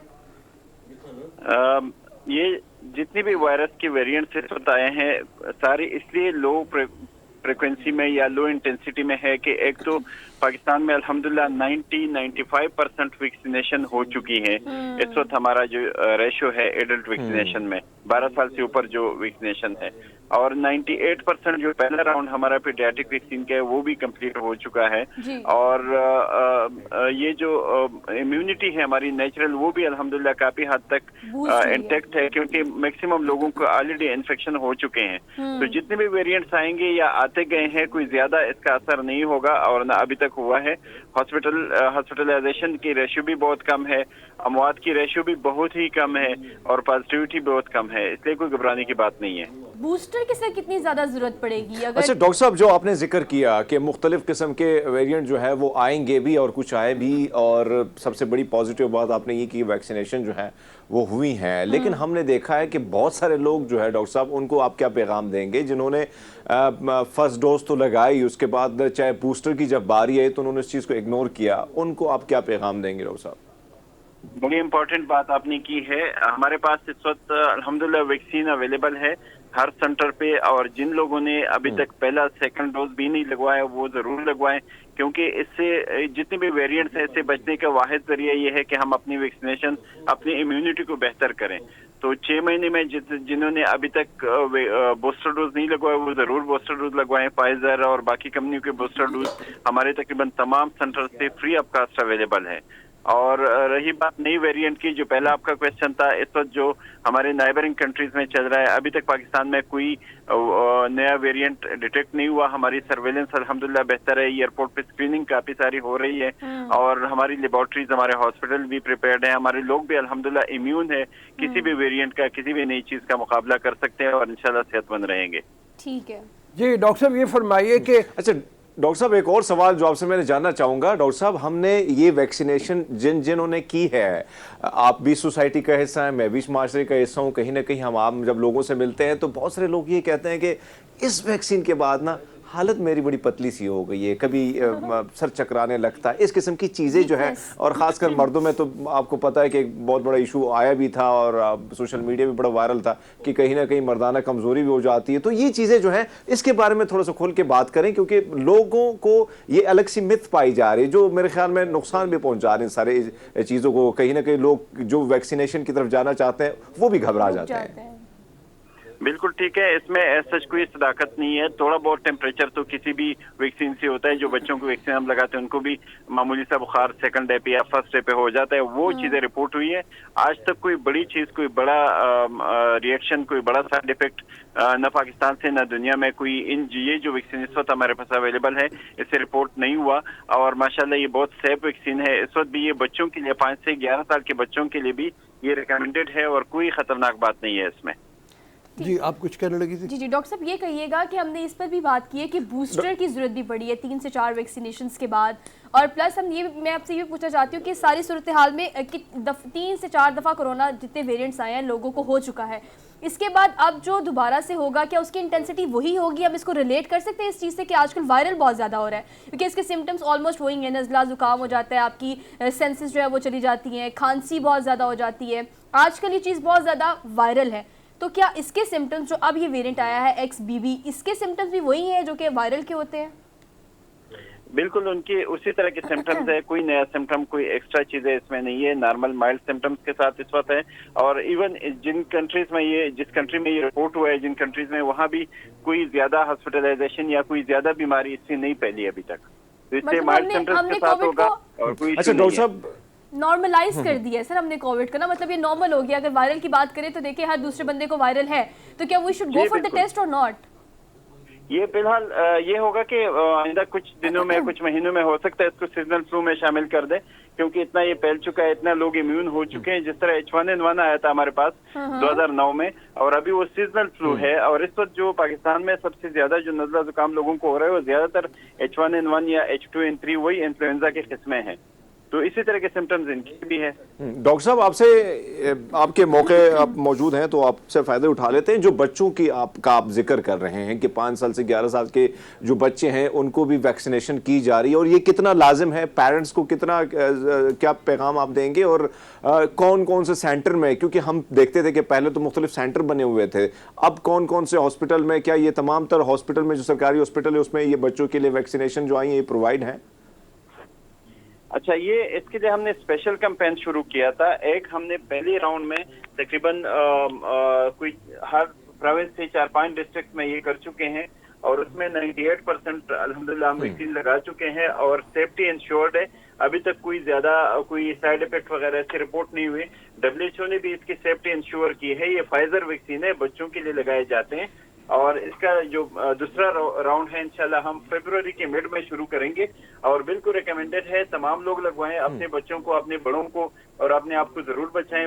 जिन्होंने वैक्सीन नहीं लगवाए वो लगवाएं, जिन्होंने लगवाई है वो बूस्टर डोज लगवाएं, और इंश्योर करें कि इम्यूनिटी आप लोगों की इंटैक्ट हो। अच्छा डॉक्टर साहब ये फरमाइए कि जिन्होंने एक बूस्टर डोज लगवाई हुई है, ये जो कैंपेन आप शुरू करेंगे क्या उसमें यह है कि एक और बूस्टर डोज ली जाए? बूस्टर डोज के लिए वैक्सीन अवेलेबल है। जो लगवाना चाहे, जिनकी 6 महीने से ज्यादा गुजर गए हैं इन्फेक्शन पे, या उन्होंने पहला जो डोज लगवाए हैं बूस्टर या जो प्राइमरी डोजेज है, उसके बाद 6 महीने के अंदर अंदर वो दूसरा बूस्टर डोज लगवा सकते हैं। अच्छा, लेकिन अगर नहीं लगवाया हुआ, अगर मतलब 2 इंजेक्शन ले लिए, वैक्सीन ले ली और उसके बाद एक बूस्टर डोज ले ली, तो 6 महीने से आपके कहने का मतलब ये ज़्यादा टाइम हो गया, तो फिर एक और लगवा लेनी चाहिए, एहतियातन ये बेहतर है? जी जी बिल्कुल, हमने 2-2, 3-3 लगवाई हुई है अभी तक, तो लोग लगवा सकते हैं, कोई इशू नहीं है। अच्छा, उसका कोई साइड इफेक्ट नहीं है कि ज्यादा लगवा ली है, इतनी ज्यादा? लोग ये भी कहते हैं कि मजीद बेहतर हो जाती है। बिल्कुल। अच्छा अच्छा, ये फरमाइए कि ये जो आपने इन्फ्लुएंजा वगैरह की जी हरमीत जी अच्छा डॉक्टर साहब, एक और चीज़ जो बड़ी हम में बड़ी लाजिम हो गई थी और बड़ा हम उसके आदी भी हो चुके थे, खासकर हाथ धोना जो था हमारी सोसाइटी में थोड़ा ज़्यादा हो गया था। अब थोड़ी बहुत कमी भी आ रही है। दूसरी बात ये कि झप्पियाँ पाना, हाथ मिलाना, थोड़ा सीन दोबारा क्रिएट हो रहा है। तो आप क्या समझते हैं? एक तो मास्क, एक तरफ तो जो लाहौर के इलाके हैं या अंदरूनी पंजाब के इलाके हैं वहाँ पर भी बड़ी कमाल की धुन और फोक जो है वो चीज़ें पाई जा रही हैं, एक तो वो सिचुएशन है। दूसरी बात ये है कि ये नया वेरिएंट आया, तो एहतियात के बारे में क्या कहेंगे? बहुत सारे लोग कहते हैं कि भैया अब तो वैसे बूस्टर सब कुछ हो गया, क्या करना है, क्यों अब खौफजदा हो? उनको क्या कहेंगे, क्या पैगाम देंगे सर? जितनी भी एहतियात थी, बड़ी अच्छी बात आपने की है। ये हाथ धोना, मास्क पहनना, और स्पेशली ये गर्द के माहौल में जो इस वक्त पाकिस्तान में डस्ट चल रहा है, जो इस वक्त खुश्की है मौसम में, जो नजले जुकाम का सीजन है, ये सारे एहतियातें लाजमी है। हाथ भी बार बार धोएं, मास्क भी पहने, ज्यादा गैदरिंग भी बंदे को अवॉइड करना चाहिए जितना हो सके, गैर जरूरी सफर भी ना करें। वैसे भी धुंध है मोटरवेज पे और रोडों पे, तो जितना हम अपने, और सबसे बड़ी बात, किसी बीमारी को अवॉइड करने के लिए स्पेशली जो रेस्पिरेटरी इन्फेक्शन है, जो कंटेजियस डिजीजेस है, उनके लिए वेंटिलेशन बहुत लाजमी है कि आप अपने घरों में, अपने कमरों में वेंटिलेशन को इंश्योर करें और सफाई को इंश्योर करें। सर कॉन्टेजियस कितना ज्यादा है ये? पहले अगर हम वायरल की बात करें, जो कोरोना वायरस था वो तो बहुत तेजी से रैपिडली फैला था और इंटेंसिटी भी उसकी कंपैरेटिवली बहुत ज्यादा थी। अब शायद हम यूज टू हो गए हैं, या जिस तरह से हरमीत पाजी बात कर रहे हैं, हाथ मिलाने से, गले मिलने से, ये उतना ही कॉन्टेजियस है, उसी तरीके से फैलता है? अगर कोई कैरियर है वो आपसे आके मिल रहा है तो इट्स मीन कि वो आपको ट्रांसफर कर रहा है? अभी तक कोई ज्यादा एविडेंस नहीं है। जिस तरह बाकी वेरिएंट से उसी तरह कंटेजियस है, से दूसरे को लगता है, और वही एहतियातें हैं इसके लिए जो ऑलरेडी हम इंश्योर कर चुके हैं और तकरीबन 2-2.5 साल से हम प्रैक्टिस भी कर रहे हैं। तो इसमें कोई खास एक्स्ट्रा बात नहीं है। कहा जाता है कि थोड़ा सा ज्यादा कंटेजियस है पहले से, और हो सकता है जो पुरानी इम्यूनिटी हो उसको ये ओवरकम कर लें, लेकिन अभी तक कोई फाइनल बात नहीं है इसके बारे में। अच्छा, आपके पास कोई इन्फॉर्मेशन है कि चाइना में कितना ज्यादा फैला हुआ है, क्यों फैला हुआ है, उसकी क्या वजूहात हो गई? क्या वो यही है? चाइना ने बेसिकली जीरो कोविड पॉलिसी अपनाई थी और उन्होंने बहुत सारे इलाके अपने बंद कर दिए थे, और वो अब जैसे वो खोलते गए हैं तो उनकी जो लोगों की इम्यूनिटी थी उस तरह नहीं थी जैसे हमारे पाकिस्तान के लोगों की है, क्योंकि मैक्सिमम लोगों को ऑलरेडी इन्फेक्शन हो चुका है, मैक्सिमम लोग वैक्सीनेशन लगा चुके हैं पाकिस्तान में। इस तरह चाइना में नहीं था, इसलिए वहाँ पे इन्फेक्शन रेट थोड़ा सा बढ़ गया है, लेकिन हॉस्पिटलाइजेशन और कोई सीरियस आउटकम्स नहीं है इतनी ज्यादा। Sir if you consider it related, तो ये XBB इसको नाम क्यों दिया गया है, और इसके पीछे क्या मतलब, ये एब्रिविएशन की अगर हम बात करें, या इसकी इंटेंसिटी की बात करें, या इसके वेरिएंट की बात करें, तो why we should call it XBB? ये बेसिकली नोमेनक्लेचर का एक तरीका है दुनिया में WHO की, और वो जितने भी नए वायरसेस, नए वेरिएंट आते हैं उनके डिफरेंट नाम देते हैं। पहले तो इलाकों के नाम से होते थे, जैसे मर्स को भी मिडिल ईस्ट रेस्पिरेटरी सिंड्रोम था, या जैसे स्वाइन फ्लू का नाम दिया गया था। अभी उन्होंने डिसाइड किया कि हम न एरिया पे न किसी एनिमल पे नाम रखेंगे, बल्कि इसकी एक साइंटिफिक नाम रखेंगे वायरसेस का और वेरिएंट्स का। तो ये अपने नोमेनक्लेचर का तरीका है दुनिया में, और अभी वो जितने भी वेरिएंट्स आ रहे हैं, जितने भी वायरसेस के, उनके स्पेशल वो नोमेनक्लेचर रखते हैं, नाम रखते हैं उसके हिसाब से। तो ये XBB ही है जो कि चाइना में इस वक्त बहुत अच्छा ज्यादा डॉक्टर फैल रहा साहब, है? माजी में हमने देखा है, बहुत सदियों पुरानी बातें भी जब हम देखते हैं, पढ़ते हैं, तो बहुत ऐसी सी बीमारियां जब वो आई तो वो बड़ी खतरनाक किस्म की साबित हुई, लेकिन आहिस्ता आहिस्ता उनका जोर टूटता गया। क्या अब आपको लगता है कि कोरोना ने जो जोर दिखाना था वो दिखाई दिया, अब आगे जो मामला आएंगे उसी तरह नहीं होंगे जिस तरह नुकसान हम पूरी दुनिया ने उठाया हुआ है? सर उम्मीद तो यही की जा सकती है, जैसे हमारे पास ये कोरोना पहले आया था, अगर आपको याद हो तो बहुत ज्यादा हमारे हॉस्पिटलाइजेशन भी हुई थी और ज्यादा लोगों को नुकसान भी हुआ था, और ऐसा ऐसा फिर जब नए वेरिएंट्स आते हैं तो लोग इम्यून हो गए थे और अभी भी इम्यून है, इसलिए कोई ज्यादा इशू नहीं होगा इंशाल्लाह। बहुत मेहरबानी डॉक्टर साहब, थैंक यू वेरी मच। बहुत सारे सवाल किए सर हम तीनों ने, वो सारे सवाल कर दिए जो आम आवाम के सवाल है, क्योंकि कोरोना के नाम से अब वैसे ही डर जाते हैं बिला वजह। और XBB की अगर हम बात करें तो नया वेरिएंट है सर, जो भी इंटेंसिटी ज़्यादा है या नहीं है, आपने वैक्सीन कराई है या बूस्टर लगवाया है या नहीं, एहतियात लाजिम मलजूम है। इस हवाले से ख़ास तौर पे जो डॉक्टर साहब की बात है वो भी अफवाह ही लग रहा है। फिर चाइना के हवाले से जो लोगों ने कुछ ने उड़ा दी कि जी चाइना में लाखों लोग मर जाएंगे और फिर वो फैलेगा और पूरी दुनिया को मुतासिर करेगा, ये मुझे लग रहा है अफवाह ही है। मतलब ऐसी कोई गलत खबरों पर ना जाएं और एहतियात करें। हाँ, बराए करम, मतलब ऐसी खबरें अगर आएँ तो उनको फेक न्यूज़ समझ के इग्नोर करें, आगे मत चलाएं। उसकी वजह यह है कि खाम खा लोगों को परेशानी में मुब्तला करना, इसका फ़ायदा कोई नहीं। और एहतियात बिल्कुल हरमीत ने जैसे सही बात की कि आप कल्चरली एक चीज़ में आपने उसको अपना लिया हुआ था कि हर मुलाकात के बाद, हाथ धोने, घर आने के बाद, बाहर जाने के बाद आप बार बार अपने हाथ धोते हैं, आप मास्क पहनते हैं। जितना अरसा ये वेरिएंट का शुबा है उतना अरसा कम से कम ये एहतियात बहुत लाजमी है। मुसाफा ना करें, गले ना मिलें, ये चीज़ें बेसिक से आप इसको अवॉइड करेंगे तो ऑटोमेटिकली अगर वेरिएंट है भी है या नहीं है तो आप महफूज रहेंगे। Right sir? जी, ब्रेक ले लें। अब एक ब्रेक ले लेते हैं, ब्रेक के बाद आएंगे, प्रोग्राम को कंटिन्यू करेंगे। आप देखते रहिए ये प्रोग्राम जिसे हम कहते हैं good morning public.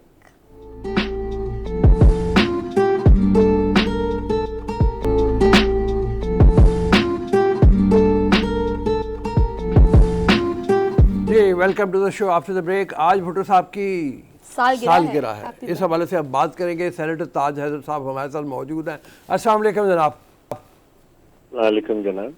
Sir, Bhutto साहब के फ़लसफ़े के अगर हवाले से बात की जाए तो क्या चीज़ ऐसी है जिसने मुमताज़ बनाया, उनको इतना बड़ा लीडर बनाया, उनकी लेगेसी को अगर देख के देखा जाए तो क्या चीज़ है जिसको लेके पीपल्स पार्टी चल रही है आगे और अब उस फ़लसफ़े के ऊपर अमल दरामद वो कर भी रही है और वो फैला भी रही है उसको?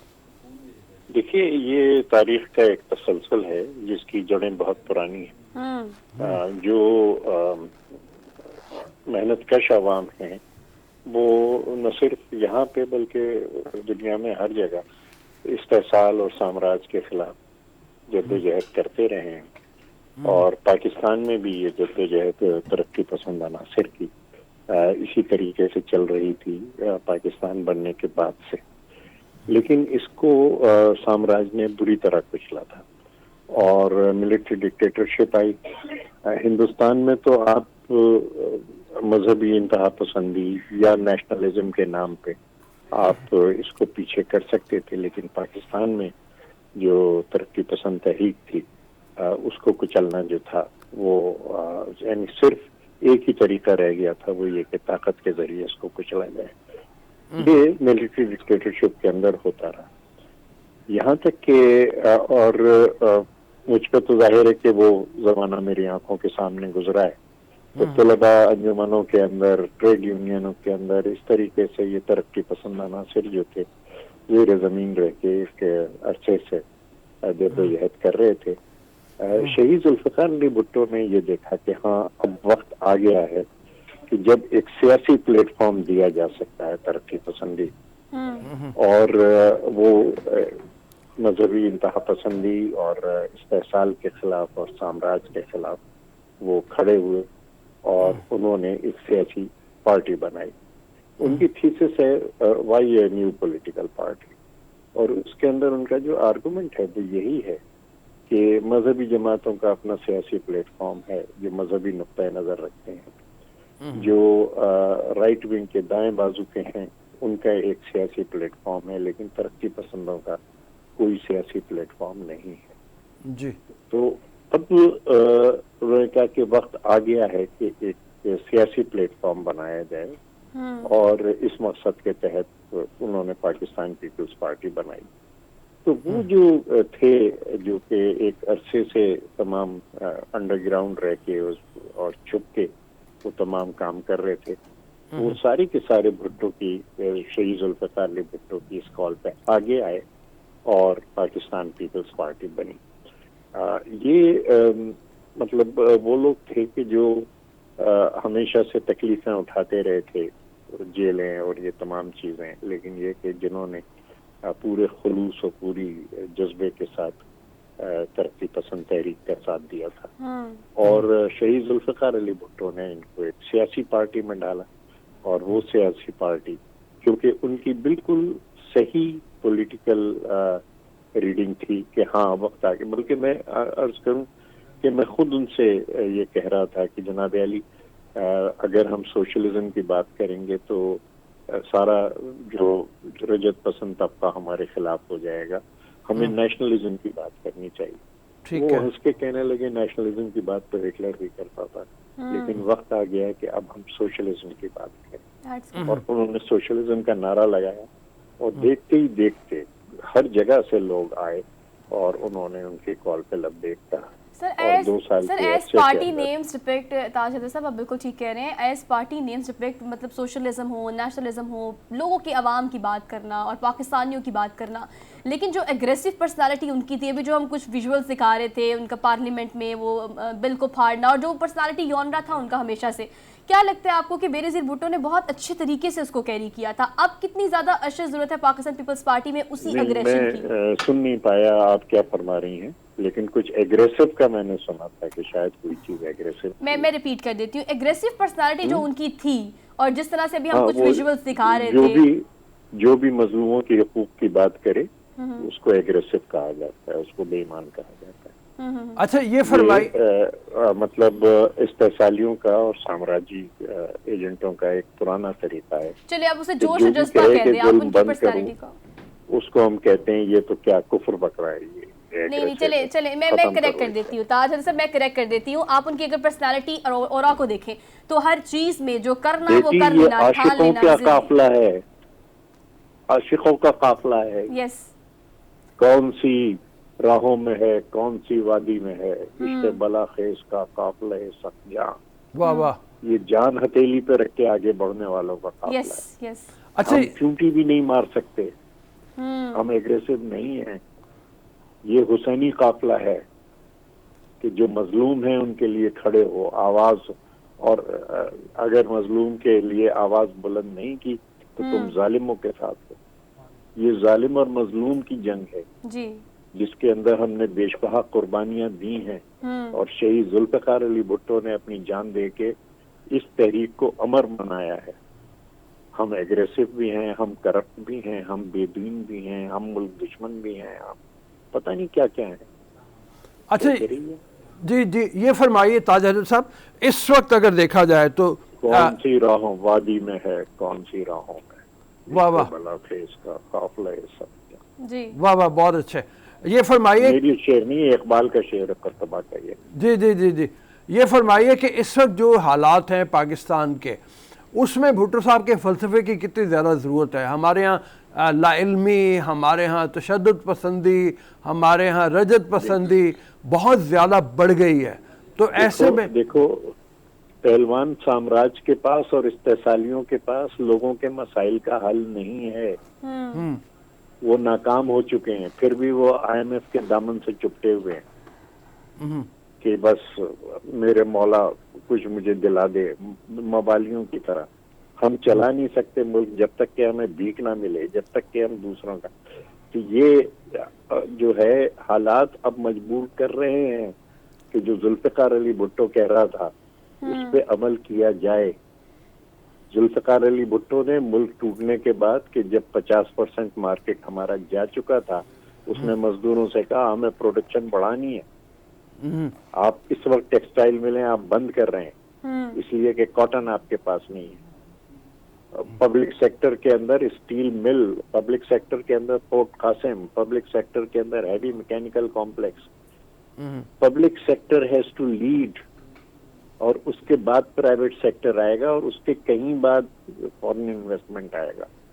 आपके पास हल नहीं है। ये जो राइट विंग की है सोच कि जी हम मतलब अमीर को और ज्यादा अमीर कर दें, ये बत्तख है जो सोने का अंडा देगी, वो सोने का अंडा हम बांट देंगे गरीबों में। ये यही नहीं, दुनिया भर के अंदर ये नाकाम हो चुकी है। You don't have a solution. आपको एग्रीकल्चर को उठाना होगा, किसान को उठाना होगा, मजदूर को उठाना होगा, पब्लिक सेक्टर को उठाना होगा। हम सिंध के अंदर दिखा रहे हैं ये करके, थर्ड का जो हमने मंसूबा बनाया है। तो किस तरीके से इन मसाइल को हल किया जा सकता है। अब अगर नहीं आ रही समझ में तो और तजुर्बा कर लो, और बेड़ा गर्क करो। अच्छा ये फरमाइए, जो भुट्टो साहब ने इस्लामिक कॉन्फ्रेंस की, वो बहुत बड़ा काम था जिसमें तमाम मुस्लिम ममालिक को इकट्ठा करना, एक नया प्लेटफॉर्म बनाना, मतलब वो बहुत ज़बरदस्त था। और फिर उनके साथ जो कुछ हुआ लीडरों के, वो एक अपनी कहानी है कि चुन चुन के या उनको इक़्तिदार से महरूम किया गया या उनको मारा गया। तो वो साजिश के ताने बाने थे जिसने बहुत नुकसान पहुंचाया। भुट्टो साहब का वो जो काम था उसको आगे नहीं बढ़ाया जा सका, फिर उस तरीके पे मुस्लिम दुनिया कभी दोबारा यूनाइट नहीं हो पाई उस तरह से। नहीं, इस सदी का जो पहला निस्फ हिस्सा, पिछली सदी का जो पहला निस्फ हिस्सा है जी, उसके अंदर आप दुनिया इस्लाम को देखिए, आप मराकश से देखिए इंडोनेशिया तक, सारी मुस्लिम दुनिया इस्तेमार की गुलाम है। We were colonies. एक तुर्की एक आजाद मुल्क था, और वो भी आपने देखा कि पहले किस तरीके से गाजी मुस्तफा कमाल अगर ना खड़े हों तो तुर्की को भी इस्तेमार गुलाम बना देता। अब जो इस्लामिक कॉन्फ्रेंस थी उसके अंदर जो थीम सॉन्ग है उसका, उसमें भी ये है कि इस्तेमार है दुश्मन अर्ज़। तो ये इस्तेमार के खिलाफ हम एक इत्तेहाद करना चाह रहे थे इस्लामी दुनिया का, और उसका 2-3 उसके पॉइंट्स थे बड़े। पहली तो ये थी कि क़िबला अव्वल की आज़ादी, कि क़िबला अव्वल के आज़ादी के ऊपर हम सब के सब मुत्तफ़िक़ हैं और हम सब मिलके इसके लिए कोशिश करेंगे। दूसरी ये कि जो इस्लामी दुनिया के वसाइल हैं वो इस्लामी दुनिया के लोगों के अवाम की बेहतरी के लिए इस्तेमाल होंगे। तीसरा ये कि जो हमारे आपस के झगड़े हैं वो हम एक प्लेटफॉर्म नया बना रहे हैं, उस प्लेटफॉर्म के ऊपर हम बातचीत से तय करेंगे। आपने भुट्टो को शहीद किया और आप उसका नतीजा देख लें कि इस्लामी दुनिया किस तरीके से, यानी ईरान की और इराक की जंग हुई, काबुल के अंदर क्या होता रहा, अफगानिस्तान किस तरीके से, यानी हर जगह मुसलमानों की हथियारों से मुसलमान कत्ल हो रहे हैं। बांग्लादेश के अंदर क्या हुआ था, क्या ये हमारे जो ये वो चीजें हैं कि जिनसे हम सबक नहीं ले रहे। इस्लामी कॉन्फ्रेंस तारीख़ इस्लाम के अंदर पहली मौका था कि जब तमाम मुस्लिम दुनिया के जो सरबराह थे एक छत के नीचे जमा हुए थे, और ये शहीद जुल्फ़िकार अली भुट्टो का मैसेज था और उनकी जद्दोजहद थी कि जिसकी वजह से हम ये इत्तेहाद हासिल कर सके थे इस्लामी दुनिया का, मेरे ख्याल से। और जाहिर है कि हर चंद के ये सिर्फ अपने लोगों के हालात को और अपने वसाइल पे अपने लोगों के लिए इस्तेमाल करने के लिए था, लेकिन ये जो थी, देखिए हमारे पास क्या है, हमारे पास कुछ नहीं है। 2 चीजें हैं हमारे पास, एक हमारा शऊर है, दूसरी चीज जो है वो हमारा इत्तेहाद है। और साम्राज्य इन्हीं चीजों से डरता है कि ये हमारा इत्तेहाद और ये हमारा शऊर जो है, यही सबसे बड़ा चैलेंज है कि हम अपनी हालत को ठीक करना चाहते हैं तो वो इस्तेसाल खत्म होता है, और ये हमारा इत्तेहाद के हम आपस में नहीं लड़ेंगे, ये चीज, ये रास्ता दिखाया गया था और इसके खिलाफ साम्राज्य ने किया। लेकिन मैं आपसे बिल्कुल कहता हूं कि दुनिया भर के मजलूमों का इत्तेहाद और इस्लामी दुनिया का इत्तेहाद है। कुछ मुल्क जो इसराइल के साथ अभी गए हैं, लेकिन ये एक रेट्रोग्रेसिव चीज है, ये वो चीज है कि जो तारीख को पीछे की तरफ ले जाती है। तारीख का रुख मुस्तकबिल की तरफ है, तारीख का रुख तब्दीली की तरफ है, और ये हमें समझ लेना चाहिए। और फिर मैं वही इकबाल की बात कहूँ कि जिसमें ना हो इनकलाब मौत है तो जिंदगी, रूह हमम की हयात कश्मकश है इनकलाब। इनकलाब को जितना आप पोस्टपोन करेंगे उतना आप तबाही की तरफ जाएंगे, नुकसान होगा। बहुत मेहरबानी सर, बहुत शुक्रिया आपके लिए, थैंक यू। हम एक ब्रेक की तरफ जाना है, लेते हैं वापस आते हैं एक ब्रेक के बाद।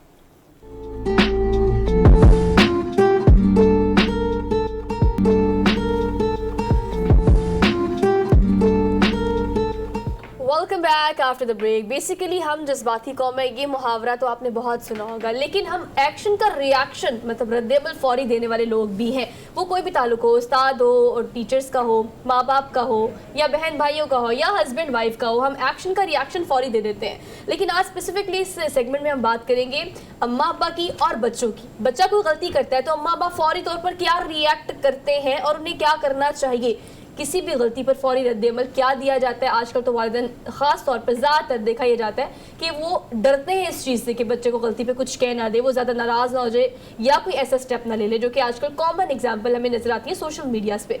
लेकिन अब इस पर डिटेल में बात करेंगे। ज़ैन हैदर साहब हमारे साथ मौजूद हैं, क्लिनिकल साइकोलॉजिस्ट हैं। आपको आज के प्रोग्राम में खुशामदीद कहते हैं। वेलकम सर, कैसे हैं आप? अल्लाह का शुक्र thank you so much for being here.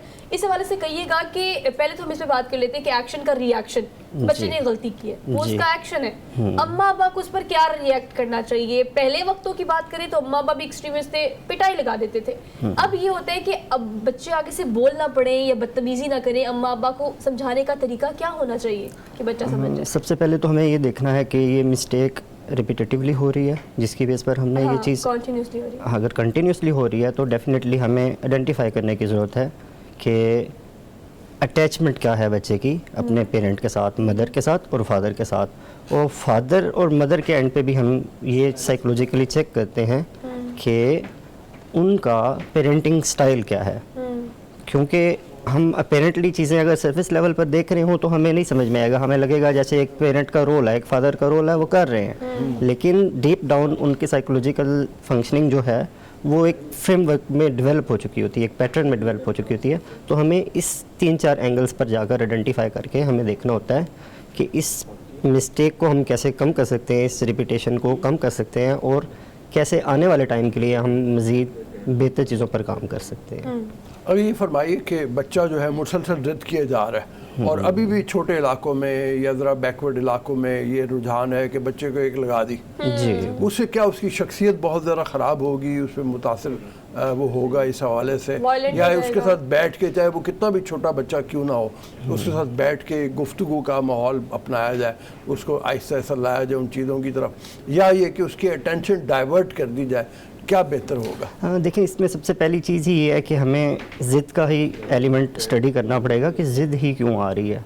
Response तो फिर सेकेंडरी चीज़ हो जाएगी ना, कि ज़िद के ऊपर हमारा पेरेंट का जो रिस्पॉन्स है, जो रिएक्शन है मारना, तो ज़िद का पैटर्न रेपिटेटिवली आ रहा है, किस वजह से आ रहा है, वो कहीं ट्रेट तो नहीं उसकी बन रही है। अगर तो ऐसा होगा तो डेफिनेटली एक तो स्टबर्ननेस का एलिमेंट आ रहा है, दूसरे लेवल पर पेरेंट्स की तरफ से रिजेक्शन या हार्श ट्रीटमेंट आ रहा है, तो वो definitely later in life problems create करेगा, साइकोलॉजिकल प्रॉब्लम्स क्रिएट करेगा। लोग ऐसे बच्चे जो हैं वो ड्रग एडिक्शंस की तरफ जा सकते हैं, डिप्रेशन की तरफ जा सकते हैं। इवन ये जब पेरेंट्स बनते हैं तो ये भी मे बी इसी पैटर्न को फॉलो करें। अच्छा, ये कहिएगा कि बच्चों के रवैये को समझना कितना ज़्यादा ज़रूरी हो गया है?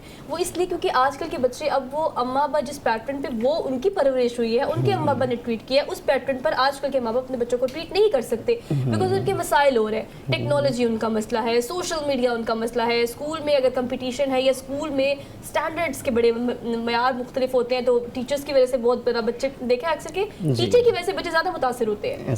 बच्चों के रवैये को समझना वालिदैन के लिए कितना ज़्यादा ज़रूरी है? बहुत ज़्यादा ज़रूरी है, क्योंकि टू वे कम्युनिकेशन है। बच्चा है, उसकी अभी डेवलपमेंट हो रही है, वो इमोशनली डेवलप हो रहा है, वो सोशली डेवलप हो रहा है, उसकी अभी डेवलपमेंट इन प्रोसेस है। जबकि पेरेंट्स जो हैं वो मैच्योरेशन के लेवल पर हैं, वो मैच्योर हो चुके हैं, वो ऑलमोस्ट इन सब चीज़ों से गुजर चुके हैं। लेकिन यहाँ पर डेफिनेटली हमें ये देखना है कि सपोर्टिव पेरेंटिंग आ रही है, अंडरस्टैंडिंग आ रही है, तो हम अपने बच्चों को बहुत बेहतर पेरेंटिंग प्रोवाइड कर सकते हैं, बहुत बेहतर तरीके पर उनको ग्रो किया जा सकता है और वो माशरे का एक अच्छा फ़र्द बन सकते हैं। अच्छा, बच्चे को एक ख़ास गोल की तरफ लेके जाना, डायरेक्शन देना, अपने अखलाकियात सिखाना, अपनी कदरें सिखाना, अपना कल्चर सिखाना, ये हर माँ बाप का होता है और वो उसके ऊपर अमल कर रहे होते हैं। यहाँ पे आके कितना ज़रूरी है कि उसको ज़हन को ज़रा खुला रहने दिया जाए, बजाय इसके कि ठोंस रहे हो अब हर चीज़, और वो इंडोक्ट्रिनेशन जिसको कहते हैं वो कर रहे हो। देखिए, ट्रांजिशन को एक्सेप्ट करना बड़ा ज़रूरी है। ट्रांजिशन चाहे टेक्नोलॉजी की है, ट्रांजिशन चाहे जनरेशन की है, हम उसको जब एक्सेप्टेंस देंगे, खुद एक्सेप्टेंस देंगे, तभी हम फिर बच्चों के लेवल पर भी एक्सेप्टेंस दे रहे होंगे। अगर हम इस ज़िद पर रहें कि हमें टेक्नोलॉजी को यूज़ नहीं करना है, टेक्नोलॉजी को वेलकम नहीं करना है, तो डेफिनेटली हम अपने लेवल पर हमें काम करने की ज़रूरत पड़ जाएगी कि हम इस चीज़ को वेलकम क्यों नहीं कर रहे। हर चीज़ का फ़ायदा है, हर चीज़ की सिग्निफिकेंस है। सो यही चीज़ जब हम एक पेरेंट के लेवल पर एजुकेट करते हैं तो वही चीज़ फिर बच्चों में जाती है। बच्चे फिर सोशल लर्निंग के थ्रू सीखते हैं, उनके पेरेंट्स, उनके फादर, उनके मदर अगर वो चीज़ अडेप्ट कर रहे हैं, वो फ्लेक्सिबिलिटी शो कर रहे हैं, तो बच्चों में भी ओपननेस आती है, बच्चे भी ओपननेस की तरफ जाते हैं, सीखते हैं, वेलकमिंग होते हैं फ्यूचर की तरफ, एडवेंचरस होते हैं, रिस्क टेकिंग करते हैं, इवन इनोवेशंस की तरफ जा सकते हैं। ऐसे अगर हम उन पे ये पॉलिसी अप्लाई करें कि लेट देम डू, वो जो करना चाहते हैं वो उन्हें करने दिया जाए, हाँ देखिए, लेट देम डू के लिए भी हमें कुछ रूल्स सेटिफाई करने ज़रूरी हैं। हम ऐसा नहीं है कि बिल्कुल हम बच्चों को आज़ाद छोड़ दें कि आप प्रॉपरली जाओ, ऐसा नहीं है, क्योंकि अभी उनकी डेवलपमेंट बिल्कुल स्टार्टिंग में है और वो बड़ी ही इमेच्योर लेवल पर है। तो हमें बड़े मेयर्स के साथ, बड़े प्रॉपर मेयर्स के साथ उनको बताना है, आज़ादी देने की ज़रूरत है। एग्जैक्टली। अच्छा डॉक्टर साहब, ये कहिएगा इस हवाले से कि अगर हम देखिए पहले बच्चे गलती करते थे तो वो गलती छुपाते थे, अम्मा पापा से खासतौर पर एक खौफ, रोब, दबदबा होता था। आजकल बच्चे करते हैं गलती तो वो डंके की चोट पर करते हैं इटसेल्फ, कि उनको पता होता है कि ये गलती आजकल सब कर रहे हैं तो शायद इसीलिए नॉर्मल है। ये कितना ज़्यादा ज़रूरी है पेरेंट्स के लिए उनको समझाना कि जो गलत है वो गलत है, चाहे वो सब करें बट स्टिल इट्स रॉन्ग। जी देखिए, एक इफ़ेक्ट है, हम इसे फ्लिन इफ़ेक्ट कहते हैं साइकोलॉजी के टर्म में। इसमें यह है कि आज से हमारी अगर प्रीवियस 50 ईयर्स की जनरेशन देखें तो उनके और हमारे आईक्यू में गैप है, ग्रो कर रहा है आईक्यू का सिग्निफिकेंटली, चाहे पॉइंट्स में ही फ़र्क आ रहा है लेकिन फ़र्क आ रहा है। तो ये हमें इंडिकेट करता है कि आने वाली जनरेशन जो है वो हमसे ज़्यादा एक्टिवली चीज़ें लर्न कर रही है। बच्चा ऑब्ज़र्व करेगा पेरेंट को, अगर पेरेंट को मिस्टेक कर रहा है और हम भी अगर वो मिस्टेक करेंगे तो कोई इसमें प्रॉब्लम नहीं होगी। इसीलिए फिर वो ओपनली रेजिस्ट कर रहे हैं, वो आकर बताने की कोशिश कर रहे हैं, समझाने की कोशिश कर रहे हैं कि ये हमें कोई मसला नहीं है, आप भी तो ये कर रहे हो, आप भी तो झूठ बोल रहे हो, आप भी तो बात नहीं सुन रहे हो। एग्जैक्टली, सोशल लर्निंग थ्योरी, इसमें एल्बर्ट बंडूरा रिसेंटली उनकी डेथ हुई है, साइकोलॉजिस्ट थे, उन्होंने सोशल लर्निंग थ्योरी यही बताई है कि बच्चे बेसिकली एक्टिव लर्नर हैं, अपने घर से, अपने पेरेंट्स से, अपने माशरे से, अपने स्कूल से सीख रहे होते हैं। Actions always speaks louder words. कितनी उम्र ऐसी है जहाँ से बच्चे को आपको कम्युनिकेशन का आगाज़ कर देना चाहिए कुछ चीज़ों के हवाले से? मतलब हम तो ये अब आजकल रवैया जैसे हो गया है कि बच्चे ने कुछ कहने की कोशिश की, हमने मोबाइल फ़ोन उसको पकड़ाया, टीवी उसके सामने लगा दिया, खुद जाके अपने किसी और काम में लग गए, और वो जो कम्युनिकेशन है बच्चे के साथ वो डेवलप ही नहीं हो पाती। एग्जैक्टली। देखिए, हम अर्ली 5 ईयर्स पे बहुत ज़्यादा फोकस करते हैं, क्योंकि अर्ली 5 ईयर्स में ही अगर आप बच्चे को जो चीज़ प्रोवाइड, जो कंफर्ट जोन उसका डेवलप कर रहे हैं, वो फिर उसी में ही रहना पसंद करेगा। तो हमें चाहिए कि जैसे जैसे 5 to ऑनवर्ड हम कम्युनिकेशन का कुछ पैटर्न डेवलप करते जाएं, उनको अलाउ करें, वो बात करें, अपनी कोई ख्वाहिश है वो डिस्कस करें, कोई इशू आ रहा है वो डिस्कस करें। और सबसे ज़्यादा फिर सेंसिटिव एज जो होती है वो टीनेज कंसिडर की जाती है, जिसमें प्यूबर्टल चेंजेस हैं, उसके बारे में एजुकेट करना बहुत ज़रूरी है। बच्चे ना प्रॉपरली अब अडल्ट हैं, ना प्रॉपरली अब वो बच्चे हैं, वो मिडिल फेज में है, तो मिडिल इन बिटवीन में वो कंफ्यूज हैं कि अब क्या किया जाए। अच्छा, ये आर और शर्म जो है, पहले तो आपको पता है, मतलब अगर हम बात करें तो एक आर और एक शर्म है अम्मा अब्बा से बात करने में ना, किसी भी चीज़ के बारे में। लेकिन अब जो ज़माना गुजर रहा है, पेरेंट्स को कितना ज़्यादा ज़रूरी हो गया बच्चे को एक कॉन्फिडेंस देना कि I am your friend as well, you can talk about anything but you want, आपके दिल में है, आपके दिमाग में है। ये बात करने के लिए अभी भी पेरेंट्स के बीच में बहुत गैप है कि हम हर बात नहीं कर सकते।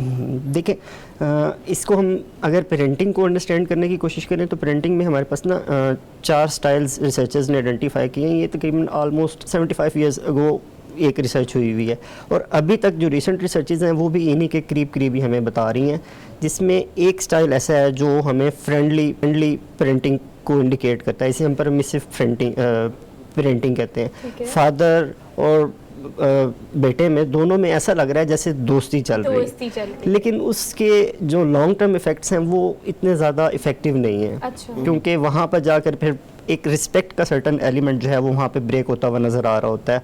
वहाँ पर फिर हमें जैसे एक फादर की ख्वाहिश होती है कि जिस कल्चर को, जिस रिलीजन को वो फॉलो कर रहा है वही वो बच्चे में लेकर आए, तो वहाँ पे ओबीडियंस, ये सारी चीज़ें हमें थोड़ी सी डिस्टर्ब होती हुई नज़र आ रही होती हैं। दूसरा स्टाइल अगर हम देखें तो फिर एक अथॉरिटेरियन स्टाइल बताया जाता है। अथॉरिटेरियन स्टाइल का ये होता है कि उसमें इजाजत लेनी है हर बात की, पाबंद हैं, बिल्कुल 100% रूल्स हैं जो हमने लाइफ गुजारी है, जो हम ट्रेडिशनल में कह सकते हैं उसमें कि आपके लिए जो हमने रूल सेट कर दिए हैं बस इन्हीं को ही फॉलो करोगे, यही अल्टीमेट ट्रुथ है, यही आपकी लाइफ को जो है बेहतरी की तरफ लेके जाएगा। और एक तो फिर इससे ऑपोजिट भी है, वो हम उसे निगलेक्टफुल पेरेंटिंग कहते हैं। इन्वॉल्व ही नहीं हो रहे बच्चे के किसी काम में, किसी सक्सेस में, किसी भी चीज़ में। इन सब में फिर एक हमारे पास जो पॉजिटिव साइड पे पेरेंटिंग बचती है उसे अथॉरिटेटिव कहते हैं। उसमें भी डिमांड्स हैं, उसमें भी रिस्पॉन्सिवनेस है, लेकिन बैलेंस्ड है। बैलेंस्ड हमने रूल्स रखे हुए हैं, बैलेंस्ड लेवल पर हमने उनको सपोर्ट प्रोवाइड कर रहे हैं, उनको इनकरेज कर रहे हैं, बच्चे इजीली कम्युनिकेट कर रहे हैं अपनी चीज़ें, और ऐसे ही पेरेंटिंग स्टाइल्स को जो बच्चे रिसीव कर रहे होते हैं वो फिर आगे जाकर सक्सेस अचीव कर रहे होते हैं लाइफ के डिफरेंट कहा एरियाज में। जाता है ज़्यादातर, बल्कि ये कहा जाता है जहाँ ज़्यादा पाबंदियाँ होती हैं वहीं पर लोग ज़्यादा, बच्चे ख़ासतौर पर झूठ बोलते हैं, उन पाबंदियों को ब्रेक करने की कोशिश करते हैं। ये वाली पॉलिसी जो आप अथॉरिटेरियन पेरेंट्स के पेरेंटिंग कह रहे हैं ना, इसमें ये फैक्टर सबसे ज़्यादा होता है कि जहाँ ज़्यादा पाबंदियाँ होती हैं वहाँ बच्चे ज़्यादा झूठ बोल के ज़्यादा गलतियाँ करते हैं, फिर उनको वही रिजल्ट मिलते हैं। हाँ, बिल्कुल। देखें ना, वहाँ पर अब बच्चे घुटा हुआ महसूस करेंगे, रेजिस्टेंस महसूस करेंगे, ये हमारे साथ मतलब क्या हो रहा है। हमें हेलीकॉप्टर पेरेंटिंग एक तरह से चल रही है, हर चीज़ पर हमारे ऊपर फोकस किया जा रहा है, गौर किया जा रहा है, हर स्टेप के ऊपर हमारी नज़र रखी जा रही है, तो वहाँ पर फिर सफोकेशन की फील आती है बच्चे को, और उसका ये रेजिस्टेंस जो है ये एक बड़ा नेचुरल रिस्पॉन्स होता है। कैसे ब्रेक करते हैं? गलती करके। एग्जैक्टली, वो गलती करके करते हैं। हाँ, देखिए झूठ के बारे में भी एक रिसर्च हुई है, उसमें ये था कि 3 से 4 साल के बच्चे की एज में कोग्निटिव डेवलपमेंट होती है, ब्रेन के एरियाज ओपन होते हैं। अब उसमें अगर उसने कुछ ऐसी बात की है जो हमें लग रहा है झूठ है, तो हम स्ट्रिक्ट हो जाते हैं, हम कहते हैं कि ये इसने क्या कर दिया है, इसने वो गलती कर दी है, ये कर दिया, हालांकि हम उसको वहीं पर बंद करके उसकी स्मार्टनेस को हम ख़त्म कर रहे होते हैं, फौरी स्नब कर देते हैं। और फिर वही बच्चे जब जाकर थोड़ा सा बड़े होकर हमें लग रहे होते हैं जैसे वो बिल्कुल सिंपल हैं, उनको समझ में नहीं आता, वो दुनिया को नहीं जानते, वो दुनिया की चीज़ें नहीं जानते। क्यों नहीं जान पा रहे? क्योंकि आपने स्टार्ट में ही उनको कोग्निटिवली डेवलप नहीं होने दिया, आपने उनको चीज़ें एक्सप्लोर नहीं करने दी। अभी 5 साल के 6 साल के बच्चे को, 4 साल के बच्चे को क्या पता है सच और झूठ का क्या फ़र्क है? नहीं पता है। हमें उनकी कोग्निटिव डेवलपमेंट को अंडरस्टैंड करना है, इमोशनल डेवलपमेंट को अंडरस्टैंड करना है, मोरल डेवलपमेंट उनकी आगे लेटर ऑन जाकर डेवलप होती है। सो इन पॉइंट्स पर हमें बड़ा ज़रूरी है ये चीज़ समझना कि कैसे हम इनको लेकर चल सकते हैं। Jain, thank you so much for being here. बड़ी प्रोडक्टिव डिस्कशन रही है सर, लेकिन सारी बातों का क्रक्स यही है कि आप जो करते हैं बच्चों ने वही फॉलो करना होता है। तो बच्चे हो या पे घर में छोटी बहनें हो या भाई हो, आप जो कर रहे हैं, your action speaks louder than your words. तो ख्याल रखें कि आप क्या कर रहे हैं। अभी 2023 शुरू हुआ था, अभी तो सारे दिन गुजर गए। अगर आपने कुछ शुरू नहीं किया तो let's start something at the new year. तो अच्छे से अपना दिन गुजारें। हमें दीजिए इजाज़त, इंशाल्लाह आपसे मुलाकात करेंगे कल नए टॉपिक, नए इश्यूज़ के साथ। अपना बहुत सारा ख्याल रखें। अल्लाह हाफिज़।